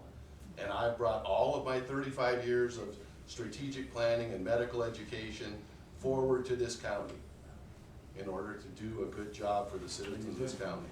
And I'm telling you that it's gonna fall on you guys. What do you pay per autopsy again? Is it 15? For all the fees, it's around $3,000 Per autopsy. per autopsy. Dina, you did some analysis last year. Can And this you year. recall? Okay, so basically what we did was we looked at the cost of construction and how the lab operating would pay for the initial cost of construction. Now, as far as overhead goes, like Sean said, it's a specialty facility, so I'm not sure what the requirements are for electricity because you have coolers, it's a clean room, like the doctor said, it's a clean room, it's not sterile, but it is a clean room. So I don't know what the overhead is on a building that does, it's kind of a medical kind of building. So my guess is it's probably more than a normal building. But our costs looked at recovering the cost of construction. We know that there would be some revenue streams that would probably happen that would help offset those costs. But we don't have enough information to know what the staffing would need to be. If there was a contract pathologist, obviously that would be less, but you'd still have to have probably some staff in there besides the current staff in order to run a lab facility. So we didn't get into that detail. The first phase was just talking about construction. So as far as ongoing costs, that would probably take some research into a similar facility and what it would cost a similar county. I know that Ada County, from just what I've read recently, they have a facility where they're bursting at the seams. They have a facility, and their budget ask was also turned down, and they are actually putting 2 bodies per gurney now because they don't have enough room for everyone. So it sounds like it's a statewide problem, and you know there are other counties struggling with what we're struggling. I still wanna put in the design stuff. I do. I wanna put it in. Yeah. Maybe that's dangling false hope, doctor, but But it's something, thank I'd you. rather do that than say, no. So, when you ran the first time, did you have a lab in mind the first time you ran? No, and as Mark Eberline, a former commissioner, was apropos in pointing it out, I ate crow the first year. Because when I got into the situation, evaluated it with my expertise, a building was needed. And so I ate the crow. I said, yep, I campaigned that I didn't think I needed it, but I got into the situation, I looked at all the data, and we do. So question. Go right ahead, Dina. So we have $60,000 in for an office construction. Now, I think originally in that lab, the whole lab, that wasn't your office part of that lab? Yes. Okay. So we could move that money into design. If the office and the lab are gonna be together, and if we're committing to design fees, then we're committing to a lab. So that, the money for the office design, is that something that you would wanna put as part of the overall lab design? We've already, Dr. Keene, for the record, we have already designed the new offices. Okay. We've already paid for that, and the money left over is gonna go to cut down some of the construction costs, which you put the $60,000 as to. That would probably take off 1% of the design of the lab, because the lab is gonna be into infrastructure as far as HVAC, plumbing, heating, and that kind of stuff. The building is building. I mean, it's construction, you just change some of the materials around. So there won't be any money left over of the $60,000 that you have for construction of the office to make my employees safe. I mean, we have a lot locked door out here with a receptionist. In my office, we have a peephole in the door. So we need to have my employees safe, and that construction that we've already, my impression is sent out for bid, or we're getting ready to go out for bid, whether it comes in or not is separate from the lab, even though the offices would be in the same. So where would the money come from for the design? Unbalanced. How I mu- mean, this is something where if you commit to design fees, then you're saying that you're gonna build the lab. Yeah, this is where I guess in part I have to agree with Leslie, because if I commit, I'm gonna say it openly, if I commit to the design, I am not committing to the lab. I just want, because I don't know if it's gonna be worthwhile, I just don't know. It's not a philosophical, it's just a practical answer. And the thing is, if I were ever to commit to the lab, I wanna see revenue, I wanna see how you're gonna provide services to other communities, so that they're coming here, or at least some of them, as opposed to Spokane. I don't want the county picking up the funding every year on a recurring basis. You wanna comment? I would love to, that was in my presentation. It was a very wonderful PowerPoint presentation on where we were gonna get revenues, where we were gonna get monies for donations. We're having a clean room for all the companies that do donations and those kind of How things. We're many- never gonna break even and have a zero money. It just is not possible, unless you want me to tax the citizens to do autopsies and then make the families pay for the autopsy. That is the only way to break even, and I'm not gonna do that. Okay, we need to move this forward. You go ahead, Sean. Just one thing to clarify that Dr. King just said a minute ago, the $60,000 for construction is not, that project's not gonna go out to bid until probably August. September. So I thought I heard you say, or is getting ready to go out to bid if it's not already out to bid. It's not gonna, I think the decision was not to bid it now with an October start date, to put it out to bid in September.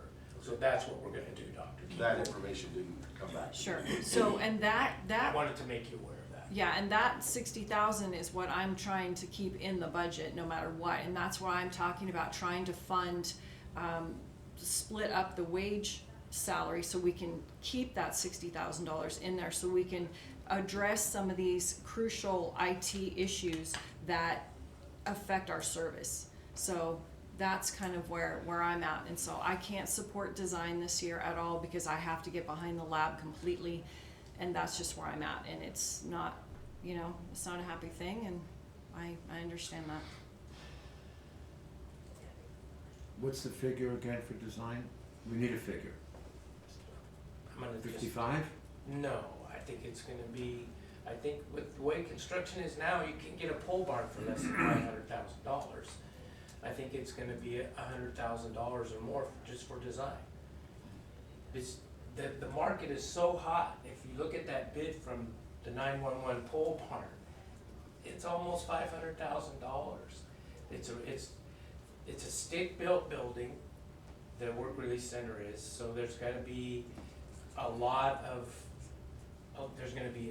electrical, because it's about maxed out. We know that from looking at putting in his office, and you guys know that. It's pretty much maxed out. There's security systems outdated. And it's all fine as long as what it's being used for. The HEPA, the HVAC, all that stuff, it's gonna have to have a generator. You're gonna have to have backup power because you have bodies in there. So, you're looking at $700,000 probably. That's just a guess, but you can't use the usual $250, $225 square foot. And talking to an architect yesterday, he said, I have no idea how to do that. I don't even know who does it. And I said, do you have any idea on the square footage? And he goes, well, no, but it's not 250. So that's what I was told. Bill, you still want to proceed with the design? I would, if we were voting, I would vote yes. But we're not, so I'd like to see some numbers, some harder core numbers. Yeah, Dan? We're talking about revenue issues, the lack of revenue, but there's one thing that I haven't heard ever mentioned, and that's impact fees. Why do we not even look at those?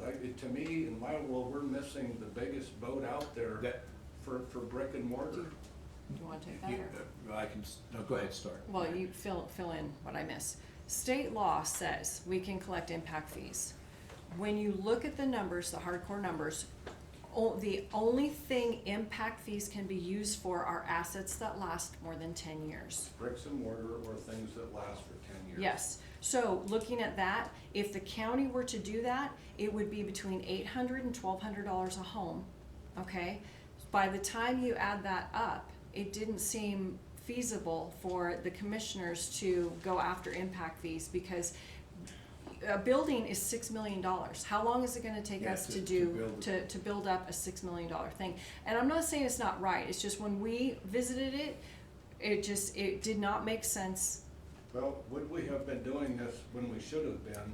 We wouldn't be having a lot of it. And- I think Warren would have his building. Yes, and the Monday morning jail would have quarterbacking built. works every Yeah. time. And, you know, Bob, your predecessor was instrumental in getting them taken off the table. But, you know, you gotta start somewhere. Right. I think they need to be put on the table for the next 10 years, Yeah, Yeah. because. if nothing else. But what you can do though, Dan, is that if you put impact fees in place and you have a projected revenue, because whatever it is over the 8-year period, you can actually, I'm gonna keep it simple, borrow against that, because we have the power of the I didn't taxing know that. authority that's That's gonna another bring in reason to revenue, do it. right? So, could we do that for the lab? Probably, okay? At this point, I think, you know, we need to put a stop to it. I mean, we need to move on in our discussions. And so what I would say is, let's take one more look at this thing. Right now, I think eventually it's gonna happen. I don't know that I wanna allocate the money this year. Is it a priority for the board to put money aside with all the other competing priorities? I'm just asking, is it the board's priority to make a lab happen in the next few years? Is that one of your top priorities? Is that in your big arrow? It's not my big arrow, my people are my big arrow, and it might be short-sighted. I would say over the next year, for me, no. Over the next year for me, no, but So we can agree that for this year, when we're doing the wage study, that this is not part of that big arrow. Right. Now, as we get closer to ending our deliberations, if it turns out that things materialize that look better, would I take another look at it? Yes. So, Yes. So would you looking like at it this today. flagged for after we work through some scenarios? yeah, I would. Okay? Thinking it Yes. over isn't gonna cost us anything, but No. again, right now, my tendency is no. And So I I'm just think gonna flag it that's for where more, I'm at. more research, So let's not kill it. Let's put it on life support. okay? So do you want a number put in there, or do you want the number out for now? Leave it out for now. Okay, all right, fair Count. enough. Okay, Leslie, Fair out. enough. So then I would ask the coroner if you know of any labs that would be comparable to what your lab would be. If you can access that information or forward it to me and my team, then we can dig into the numbers, or maybe put us in contact with folks that would have a similar kind of facility. Then we would be able to have some real numbers to do an apples to apples and get Sure. something more firm. So, before we take another break, or if we should take another break, are we close to wrapping up? Or should we break? I think we What do you have think? enough for now. Okay. I think we've hit a lot of stuff, and Okay, I think everybody's a little, so, reconvene at 1? maybe reconvene at 1, and we can clean this up and kind of talk about Gives you what time. your priorities are up here, and then that would give us enough information to start cranking on numbers, putting information together, answering questions. And if you're good with it, then we can just kind of keep the conversation going via email. So if I have a question for direction, I'd need at least 2 of you to reply back to me in an email. But I think we're doing all right. And Okay, I think everything's getting thoughtful consideration. Okay, so- Jim, will you be back at 1? I have another meeting at 1:30 with HR. Okay. Because my only thing that I wanted to ask you was, you met with Souza and Addis about Medicaid expansion, and I just kind of wanted to get your thoughts on how that went. Well, Jennifer was also in that meeting, so what we have is a great unknown. This year, they funded it and the counties were not affected. I talked to Senator Vick from the hospital. And this year they had funding, but next year they don't know how they're going to fund it. Both Senator Souza and Representative Addis don't know, and they're on the committee. What they do say is that there's a chance the CAT fund could go away, and if the CAT fund goes away, instead of 11,000 a case, we're on for unlimited amount. That would be disastrous to any of the counties. The other thing that is going on is that when they did some analysis, we had a situation based on approval rates. Well, our approval rate is about 18%. Most counties is in the 50s. The reason for that is we make sure people are truly indigent, not their BMW or boat payment makes them not able to pay health care. Right. And so we don't know how it's all gonna shake out at all. And the one thing that is still mandated, that I mentioned in our elected officials meeting, is that we have to do police holds. That's not optional. So we can cut that, but what good is it gonna do us?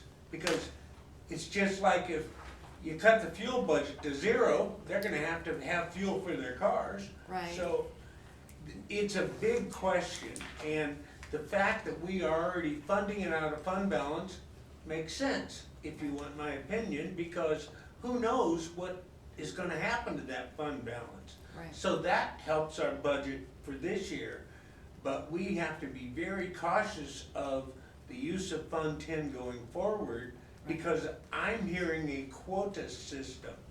Guess what? We're the third largest. Yep. That means we'll be the third largest in the quota system, regardless of how we run our program compared to Canyon County. Right.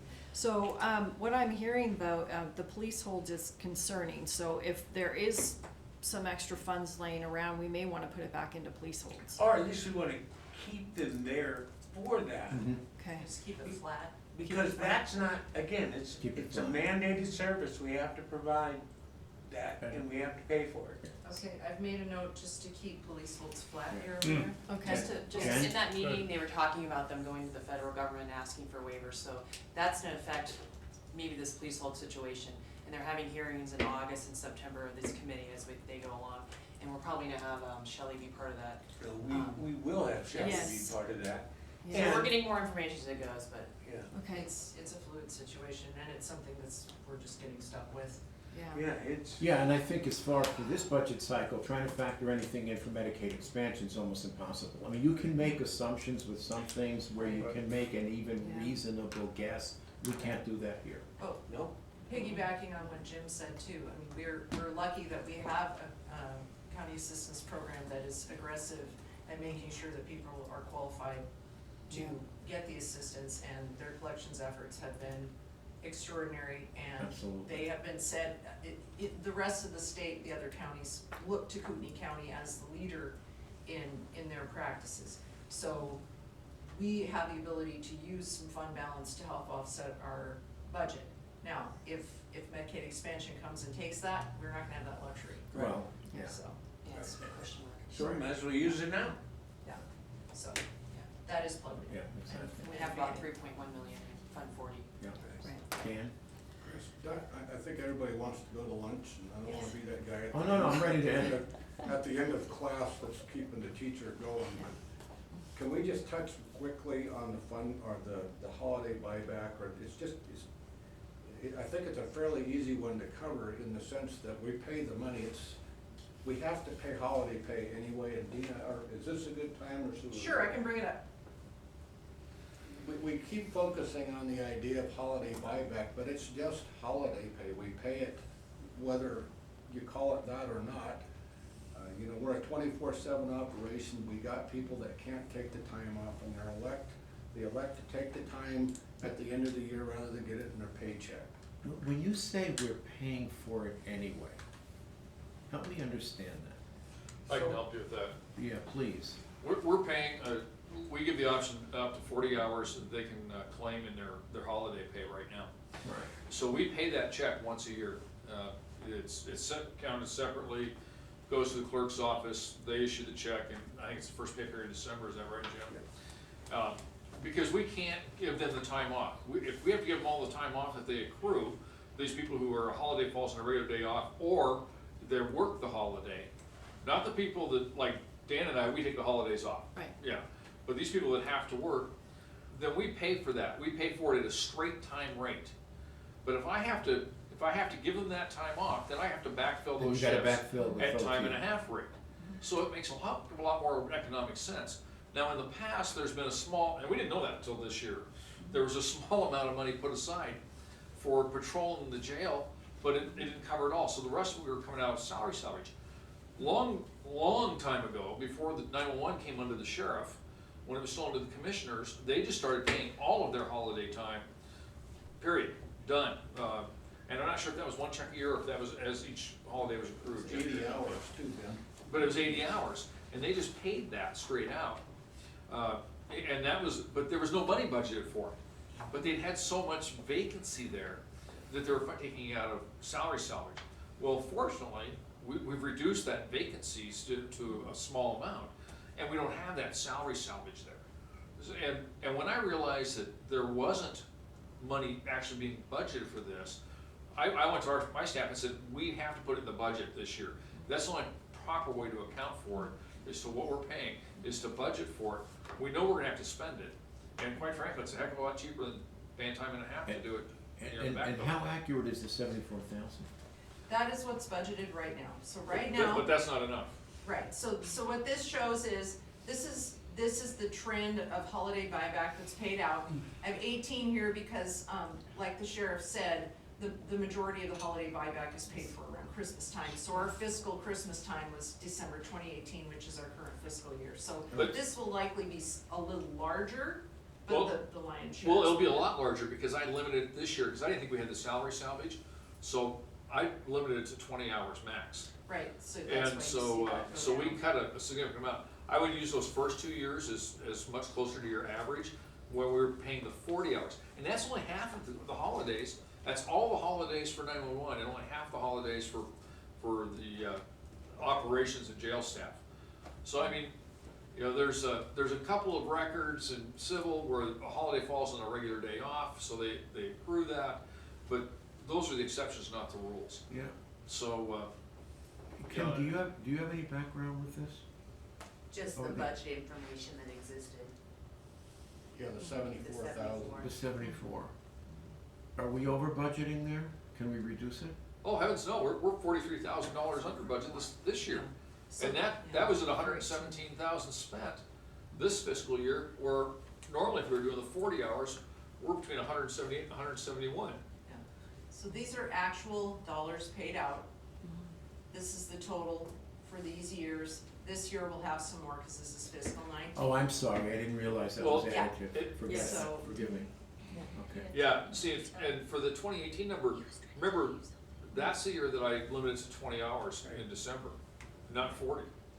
Because I didn't think we'd have the salary salvage, because we had filled so many positions, you know, which is a good thing. So Don't the get me wrong, I bottom want some line positions. is, we're either doing holiday buyback or we're paying OT. Yeah, Or they're taking the time off. Or they take, Right, yeah, but so- they take the time Then off, you gotta but fill you it. gotta fill it. right, about half the time. Yeah. That's why we were limited to 40 hours of buyback. Basically, there's $100,000 sitting there that, I mean, it's just, if you look at those payouts, we budgeted for 74 and give or take 10,000 bucks, we're 100,000. Well, that's this year. Yeah. That's this year. Last year, it had been almost $100,000. Yeah. Remember, that's because we cut it in half what they could, Yeah. what they could. But say, they're allowed to carry it over, you know, because they can't get the time off. Like Memorial Day, 4th of July, I can't give anybody those times off. Labor Day, those are some of the Too busiest intense. times we have. Understood. Okay. So, And for people like Dan and I, you know, we work those holidays anyway, because we need to, but we don't get holiday pay. No, but you guys can take another day off. Yeah, we're salaried, and we can do that, but our hourly employees are not exempt, we The can't most do that. important thing here to me, from my point of view, is that, look, we're not asking for any more money. It's just, we haven't been doing it right. Right. And it's came out of salary salvage, but the money's never been there, so I don't want, at least speaking for me, I don't want, you know, to have some deficit show up, or, you know, say, how are you paying for this? I wanna be Okay. upfront. It's always been there, but it came out of salary salvage. I think it may, okay, so, And I guess that's, the way I look at it, that was the right way to account for it, Sure. was to put it in the budget, do it. fair enough. So we'll just make it part of a scenario then. Sure, well, right now, this is where we are right now because the sheriff said he did cut to 20 hours rather than 40. But not in 2019 though. Right. Right, 2019, you put it back No. up to 40? We're not there yet. We're not Yeah, there yet. we're not done yet. Right. So what we're saying is, I mean, basically what this is saying is this is funded and this red piece is not funded. Now, right now, salary salvage is covering that unfunded part. But Which we you- did freeze some positions and now we've thawed some out because there's going to be full staffing. However, now that we're full staffed, there's still gonna be people working holidays. If this policy stays in place, chances are there's not gonna be the salvage dollars available. So I don't know that the sheriff is asking for more funding for holiday buyback at this time, but just making you aware that in the coming year, there could be some overspend As in- because salary salvage is being used for holiday buyback. Okay, so when you say in the coming year, are you In referring to fiscal FY20, 21 or 20? In FY20, for this budget cycle, right now, we have current funding for holiday buyback of 74, and it looks like a portion of that, to the tune of about 100,000, is being paid for with salary salvage because the current budgeted amount is not sufficient to cover the needs. So this is where we are right now. So if the holiday buyback increases that were cut from the budget this year were more than this. But if we were to wanting to add something back as a personnel increase, like overtime, holiday buyback, this deficit is where that holiday buyback increase comes in. So this is just to give a little context and color to what that ask was about, and it was cut. But this insinuates that there could be some overspending in FY 2020 if the increase was not funded. Okay. We also have one other liability in this, and that is if somebody quits and they've got that time on the books, we gotta pay it out. So, not a huge issue, but it adds to the one that already exists. Don't let them quit. Anyway, Okay. okay, was that it? That's it. Okay then, so thank you everyone for your patience. Public comment? None, 11:27. Meeting adjourned, following up at 1 PM this afternoon. Thank you.